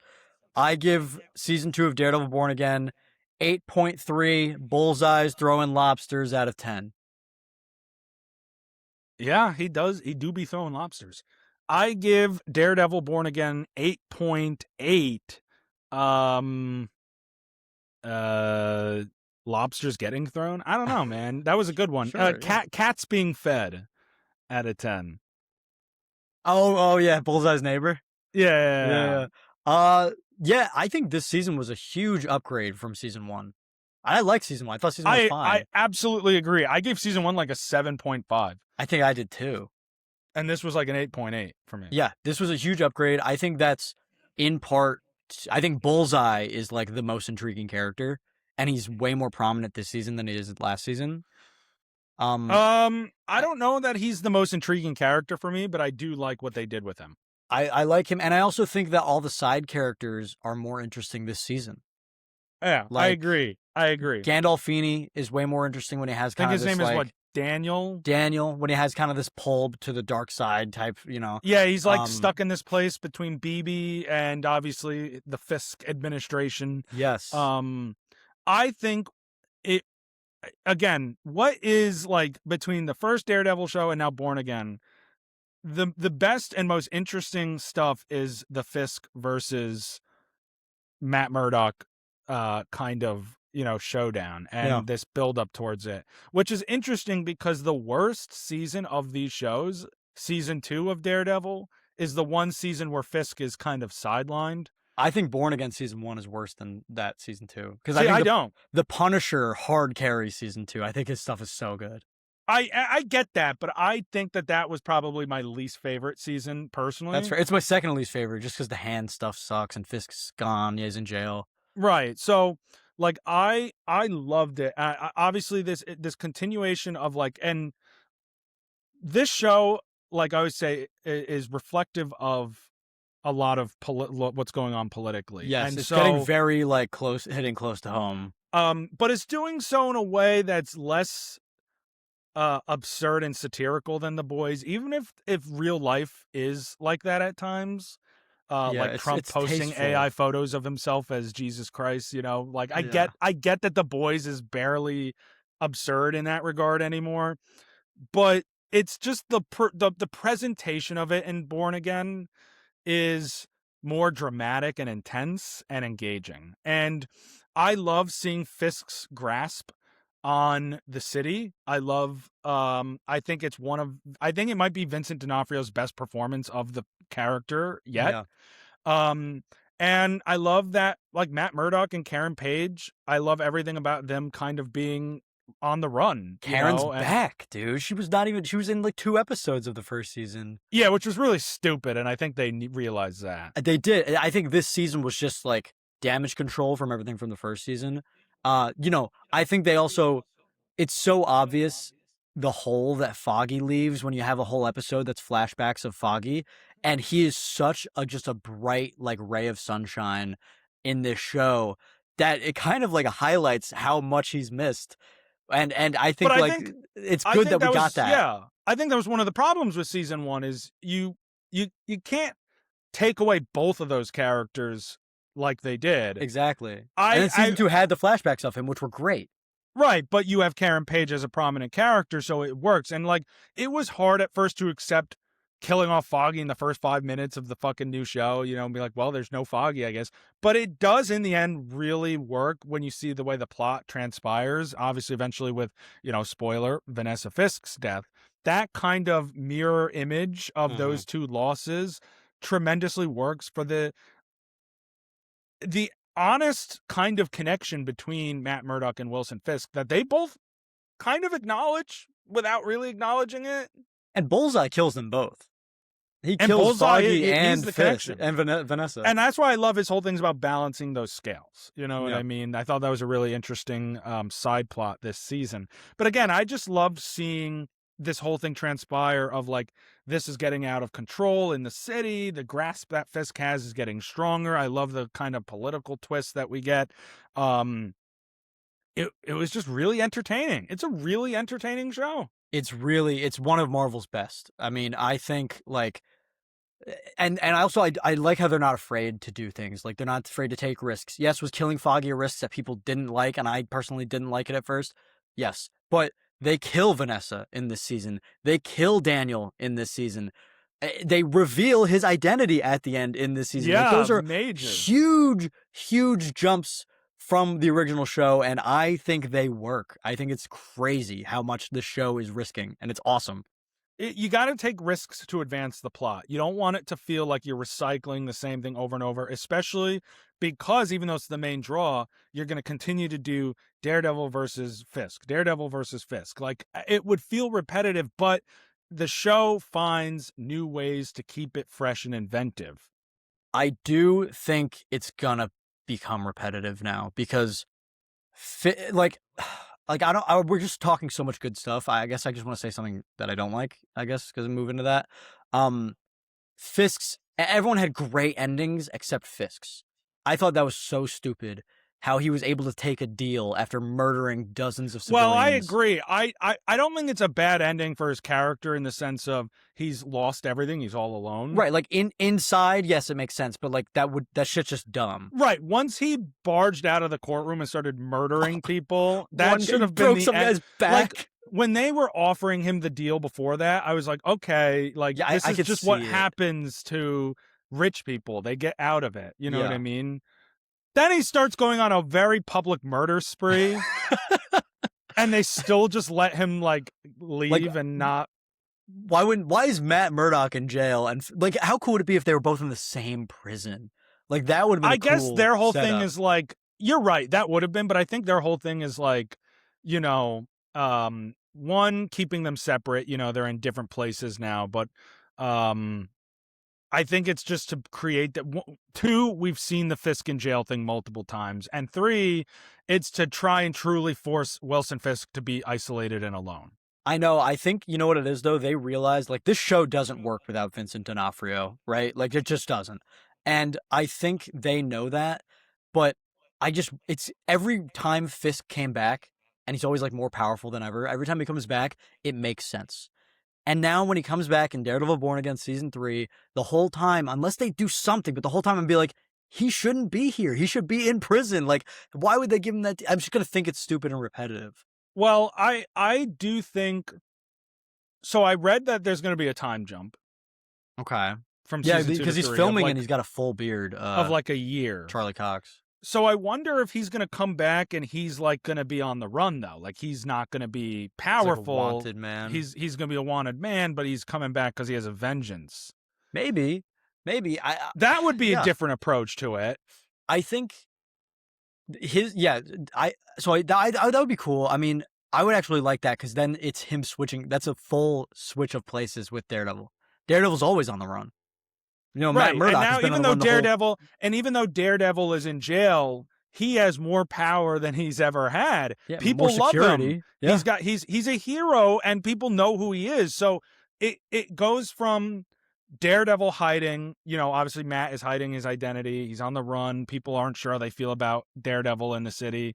Fisk has this power. He's this beloved figure. Now it's Fisk is like hiding.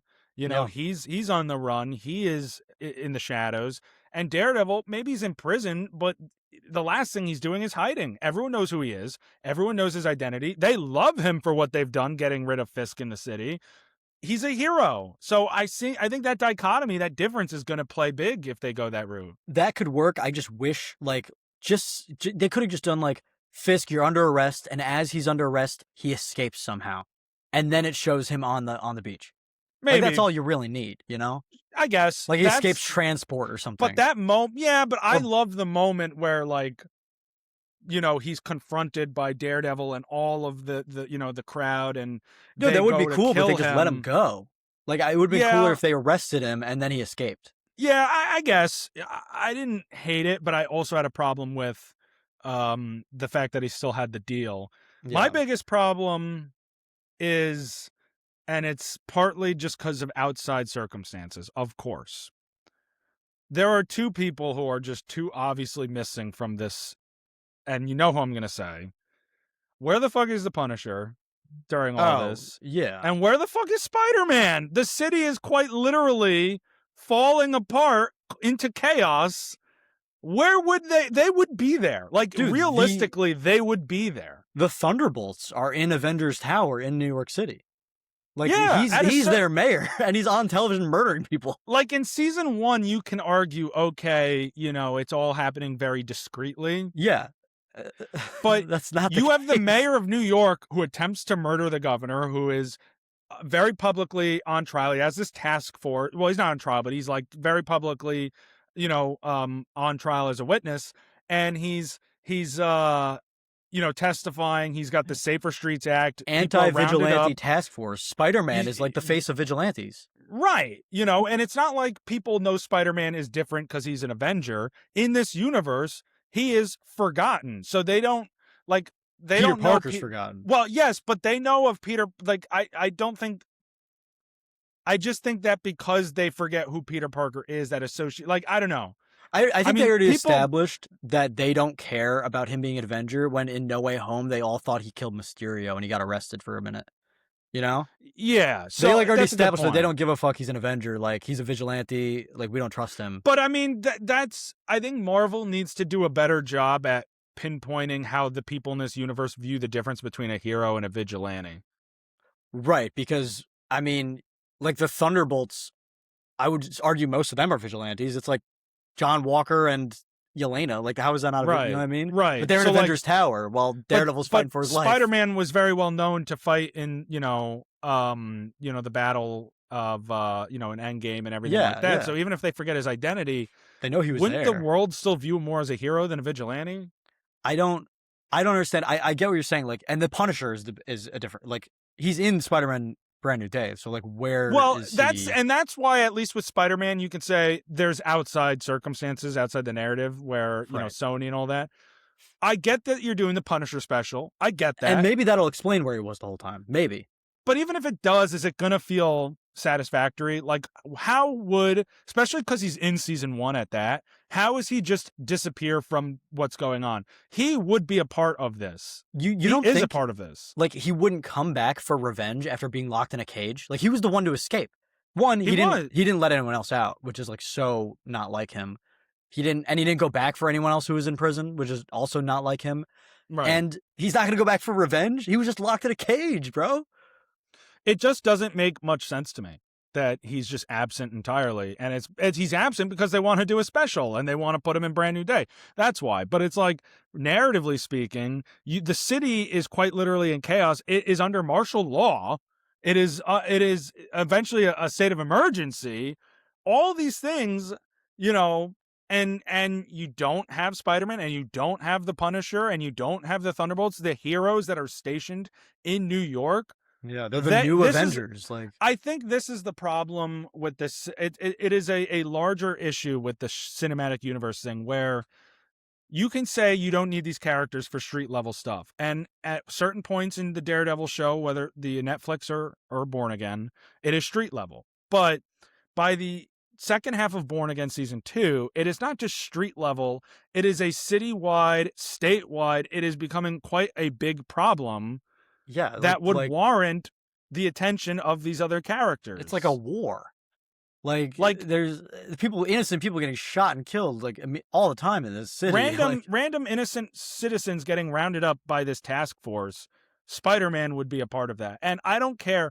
I feel like it would be so lazy if they have a 5-minute thing at the beginning of Brand New Day where it shows like him helping out in the background or something. You know what I mean? That's Like, stupid. you know what I mean? Like, I could see them trying to shoehorn that as an explanation. That won't fly for me personally.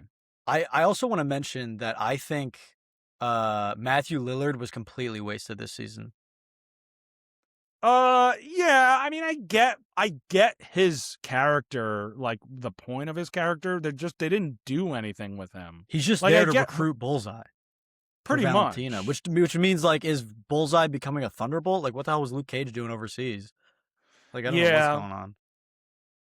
even Jessica Jones, in my opinion, doesn't really have much of anything to do in the show other than to bring her back. And also to be like, her powers are off, but like never Yeah. explain it. Yeah, which they're obviously hinting at a future season 3, or if they're going to eventually do another Jessica Jones season. But I agree with that. I also felt like she was kind of just there to be this season's Punisher. Yeah, You like, know? oh, surprise, you know? Like, Yeah, and it's that like, was okay, I really mean, it. like, but like, again, what do they do with her character? She's just there to help Matt. She doesn't do anything. Yeah, and the one thing they gave her, they didn't do anything with it. Right, they just hint at it for a future reference. Again, this is more of a cinematic universe issue, than like, oh, Daredevil got this wrong. Like, it's just a symptom of these problems Yeah, where like Marvel has every to movie's gonna be like, constantly where's this guy? Where's that guy? set something up, you know? Like every movie that came out after the Avengers, like Iron Man 3, Captain America Winter Soldier, it was always like, why aren't you calling the other Avengers, you know? And right, that's it's like, oh, you can handle it on your own, like, yeah, but you like don't need to. there are This is dark what elves they're attacking London. Thor, call Iron Man real quick, bro. Like, Yeah, you know like, what I mean? why wouldn't you? Like, that's their job. That's what that whole Avengers initiative was set I up know. to be. And even if he doesn't have to call him, why is no one showing up? Why wouldn't Iron Man fly to London or fly to He'd DC? find out about it. Hydra infiltrates Shield. Why is Iron Man not pulling up? You know? Yeah, Like what? where's Captain America? Yeah, that is the symptom of the shared universe. And then like it just leads to questions now like Luke Cage is here, right? And now the question isn't like, oh, Luke Cage is here. It's like, where the fuck have you been the whole time? Well, And it's they gonna be like excused that. it as, oh, he was overseas. But now we're which getting is- Iron Fist next season, and we got Jessica Jones this season. And it's like, where the fuck have you guys been? Like, I know Jessica Jones was raising a kid, but like, still, I mean, Well, I don't know. It's just like they always have to have an excuse. They come up with an excuse, but it just is very lazy. It doesn't come off as like well thought out or meaningful to the story. And so I want to talk to you about that ending. Matt Murdock reveals he's Daredevil. You and I both knew he was going to go to jail at the end. Yeah. Thanks, Mike Coulter. How'd you feel about it though? I loved it. I thought that was such a bold place to take it. It did kind of feel like the only way that he could free Karen Page, which is ultimately what he wants to do because he loves her, and he has to be the other witness because there is of the Northern Star issue. So I didn't mind it because it changes the dynamics. Again, you don't want things to feel repetitive season after season. And all the time we've known Matt Murdock and Daredevil, his identity has been a secret. Mm-hmm. So I actually like that now he's out to the world, you know, and he's going to have to next season face the consequences of that. Yes, Karen is free, and he proved that this court wasn't a legal, you know, institution to kind of rule on these issues, on these cases. But now he's going to have to deal with the consequences of that action. You know, one of my final thoughts is that I think that this season kind of felt like a bridge season for certain side characters. You know, like I think it kind of felt like a bridge season for like BB Urich, the reporter. Like she didn't do much besides just do the mask thing with Fisk, and more importantly, the therapist. I don't even remember her name. Matt's ex-girlfriend, the therapist, who puts on Muse's mask at the end. Yeah, which she's just like acting like a freak the whole time, seeing Muse in her like visions and stuff, and then nothing comes of it until the end, and you go, I think with her, I think it had to build to that. I don't think she just jumps to that. I think because she's very different this season than the first season. You know, she's gonna become like a serial killer. Right. So I do think that it's showing her descent in her internal conflict, you know, so I didn't necessarily mind it with her, but I kind of get what you're saying. But I don't think that in general, I don't think of this as a bridge season. I do think that a lot of main plot lines have been resolved from this season. Like arcs have been completed. Obviously, the Fisk political arc is done. Yes, and I think Bullseye. I heard Bullseye's filming parts of season 3, which I don't know if I like that. I kind of would like if he's overseas doing his own shit. You know, because why would he come back? That's kind of right. His whole thing. His thing is kind of complete too. So, I agree. We'll see how they handle it. But I do think that maybe it was a bridge for some of the side characters, but for our main characters, it very much was a completion of certain arcs. I totally agree. So my last nitpick, and then if you have anything else, absolutely throw it out there. But my last nitpick is that the suit, incredible. The black suit with the 2 Ds on it, the red one, it looks insanely good. It looks so good. And thematically, it makes sense that the red is peeking through by the end. You know how it's got splotches of red on it at the end? But I think that looks like shit. I just think it looks bad. I didn't care. You know, I didn't care so much, but I'm I get why they did that thematically. So the true Daredevil is coming out or whatever, his whatever. But I think it didn't bother looked. me. I was like, wow, it just could look so much cooler. The first episode of season 2 looked so cool. Now it just looks like ass. I don't think it looks that bad. Really? All right, that was just a nitpick. I didn't mind too much. You know what I love?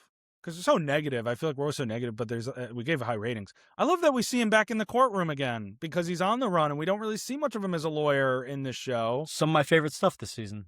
And I love that we see, the courtroom stuff at the end in the last 2 episodes is some of my favorite Daredevil scenes ever. And he's a good lawyer. I think people we don't remember that. Lawyer. Yeah. And you talk about his girlfriend, his therapist girlfriend, seeing him talk, she's on the stand and just all these kind of moments I thought work really well. So I love, because that's such a big part of is that, yes, he's Daredevil, but he has his whole other life that he's also very talented at. And obviously circumstances dictate why he's not necessarily an acting lawyer this season, but seeing him kind of reemerge made it feel very like a very big moment, you know what I mean? And it did feel that payoff of not seeing him as, in the courtroom for a while, seeing him be a lawyer again. I just loved it. I think this was, I don't know. I think this was a great season. It was a great season. And something I loved is her name is Heather. Now I remember the therapist. Yes. Yes. Heather, when she's on the stand, she says something along the lines of what's the real mask? The vigilante or the person who is underneath the mask? You know what I mean? Whatever way she words it, what's the real mask? Is it Matt Murdock or is it Daredevil? And that applies to very limited amount of heroes. It's Daredevil. It's Batman. Bruce Wayne is the mask. And I love this because then he reveals himself after. And he's revealing his true self. In all honesty, Matt Murdock is the mask. The lawyer is the mask. He's pretending to be this regular ass dude, this blind guy, and he's really a fucking ninja. I thought that was so cool. Oh fuck, I had one more thing. Oh, dude, at what point is Matt Murdock responsible for the people that Fisk kills? What do you mean? Matt Murdock spends the whole season. He stops Bullseye from killing Fisk. He stops Karen from killing Bullseye. Blah, blah, blah. Save them, save them, save them, save them. Risk his life to save them. Then Fisk goes on a rampage and kills 25 people. I get the whole no-kill rule, but at some point it does bother me where I'm he has to understand that he's allowing this guy to kill people. He's not encouraging it, but he is allowing it to happen. I don't know. I mean, wouldn't it just would feel out of character. That's just not. And you're right. But the thing is, your complaint is exactly what other characters. He has this whole moment with Karen, when they're kind of hashing that out as well. We tried our way and this is the only way. So I get what you're saying, but I don't know that I don't think that's still his fault. I think I don't think I need him to do that right now. Because that is that is just something you can't undo. You know what I mean? No, it's not. And that's something Batman has always been a no-kill guy, and then the Joker goes and kills a billion people, and it's okay. But I don't know. Maybe I get not killing him. Not killing him is one thing. I get not killing him. But jumping in front of a bullet for him and then stopping Bullseye from killing him at the ring, the fight, it's stuff like that where I'm like, dude, like, I don't know. I get you don't physically kill him, but to go out of your way and risk your life to save him and like risk yourself to save him, it's kind of crazy. Maybe. I mean, you could. I don't think that's a negative. I think that's a character flaw. But characters have flaws that can be positive, It right? is a character So, flaw, but I think they should use that to maybe develop Matt a little bit. Like someone, but I think they're like he should already have an starting internal to, struggle. because That's like I'm getting these people killed. Like so many people died to Fisk at that courtroom. yeah, but I think for him, it's, he specifically is the kind of guy who's like, this is what separates me from him. Like, this Like is what. it worked with Bullseye because he saves Bullseye. Karen doesn't kill him, and then Bullseye then saves the governor. And like that works because Matt did a good thing and was able to get the governor saved because he didn't kill him. And it's like, okay, you don't kill Bullseye, you save somebody. You don't kill Fisk, 25 people die. So that's why I'm like, I get what you're saying too, because it is the character, and I would also be annoyed if he did kill somebody or let him get killed. I'd be complaining no other way because I'm just annoying as fuck like that. But like, that's just Yeah, dude, something you can't that win. We can't win with you. I know. Just inside, I'm like, come on, you know what I mean? I don't know. I don't think that really falls on him too much because he's not killing them and he's not trying to let Fisk walk free. He's trying to capture him. Yeah. So, it's not like he was just like letting Fisk do it. That'd be a different story.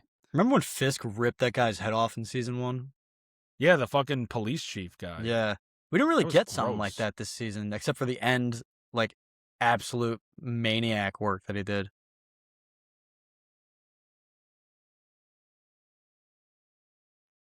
All right, so good review. No, we don't get anything like that this season. But I think there's enough tension that we don't need it. You know what I mean? Like, I and agree. I mean, at the end of it, I mean, it's replaced. It's maybe not as like gruesome visually, but Fisk is literally rampaging through a crowd of people. I think that's pretty comparable. Dude, he's got to have like the super soldier serum or something. Yeah, that's kind of bro. fucked up. What the fuck? He was tanking shots and literally one punch, the guy goes flying down the hallway. Anyway, that's pretty much all I have to say about it. Yeah, I'm it was excited a to great see season. 3. It was a great season. And we were really eating good with the boys and Maul and this and Invincible. Like, Wow. it was good. It was good a couple weeks, and now it's You know kind where of I'm sadly all coming to an end. I have still not gotten past episode 2 of The Boys yet. Wow, dude, you know the finale's in like 2 weeks. Yeah, man. I don't know how many episodes there are, but I'm like dreading it big It's gonna time. be 8 episodes. Ugh. Episode 7 comes out on Wednesday, on the day this episode drops. I'm just not feeling it, dude. Instead, I'm like beef or that new show Widow's Bay that we talked about. Things like that are more interesting. I'm like, I watch those episodes. I see some stuff about The Boys. I'm like, this show has lost the sauce. I'll tell you, the first. I mean, we'll review it. I'm just gonna tell you right now. For the first 3 episodes of The Boys season 5 is great. 4 and 5 is and then 6 is pretty good. So like it's getting there, and then 7 and 8 looks like it's gonna be great. Honestly, Jack, though, you seem to like it more than the average person is enjoying it this season. I don't know. I've been hearing like not great stuff about it from other people anyway. So damn, maybe it's just me. Yeah, I don't know. I'm not feeling it. I don't think it's gonna be a highly rated season for me when push comes to shove. Well, that's our Daredevil review. Somehow, The Boys. That's our Daredevil review. All right, why don't we wrap this episode up? I want to eat dinner, so let's do our seesaw. Yeah, let's get into it. You could start us up. All right, I'll go first. Well, I already basically said what my saw is, which is that film Amadeus, which surprisingly isn't. I checked; it's not in the film Bible. I'm very surprised by that. This is, like I said, it's that kind of this film about Salieri and Mozart, the two composers, and Salieri's jealousy. This was a fantastic film. I actually watched the director's cut. I wanted to kind of understand the true scope of Milos Forman's vision. It lacks a little. It does what it lacks in historical accuracy.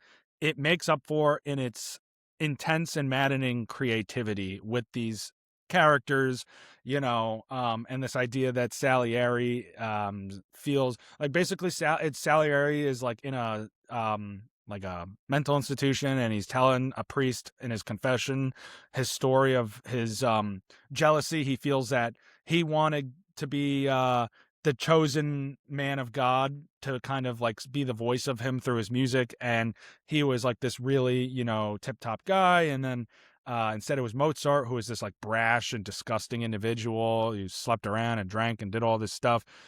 It's a tragedy, the film. It's a tragedy of obsession, of envy, of jealousy. There's a scene towards the end where the two of them are composing something together.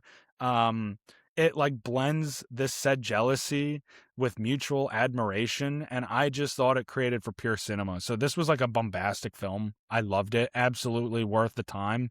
And then something that I want to see soon is the final season of The Bear. Season 5 of The Bear is coming out next month. We actually just got a surprise prequel episode called Gary, which is supposed to be showcasing Mikey, which is John Bernthal, and Richie, cousin. Richie Eben Moss Backrack. And it's like, because we know that they had a relationship before the events of The Bear. They're best buds. They did a podcast together like us. And so that's cool. I want to see that. And most people feel like The Bear has fallen off, but I'm one of the few who actually thinks that it's consistently been a really great show. Maybe not as good as season 2, but still been a really great show. One of my favorites every year. I don't really get the hate personally. I think it's a very character-driven show to begin with. And I think that we've seen these focuses on the characters, and I'm very excited for the finale. It's always bittersweet when a show ends that you love, but I'm very excited to see how they wrap it up. Yeah, I'm on season 3. I kind of forgot about it. I stopped watching it like halfway through season 3. I should get back onto it. Sorry, Bless you. audio listeners. You get one more of those. Hopefully in the next 15 seconds when we're finishing up this episode, I won't. Something that I saw, I started watching Star Wars Rebels because that's been something that's always been in my C. And I finally started watching it. I'm on season 2. Dude, I don't like the show. I don't like the show. It's got like a couple great episodes every season if it has like Darth Vader or Ahsoka or Captain Rex. If it's got anyone from the Clone Wars, it's great. Or Maul or whatever. And then it's just boring and so childish. And I get that's like what this was. It was like a kid-friendly version of Clone Wars, even though Clone Wars was already kid enough. They just made it somehow more for kids.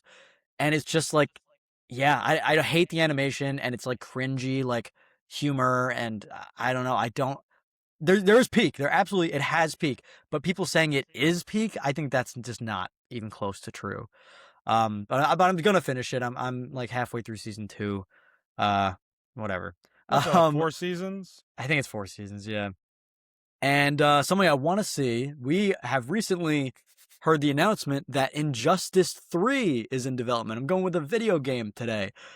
Injustice 3, I have no idea what the story is going to be about, but I love the first 2 games. Injustice 2 was absolutely peak. Evil Superman universe, and it's like that universe, but video games.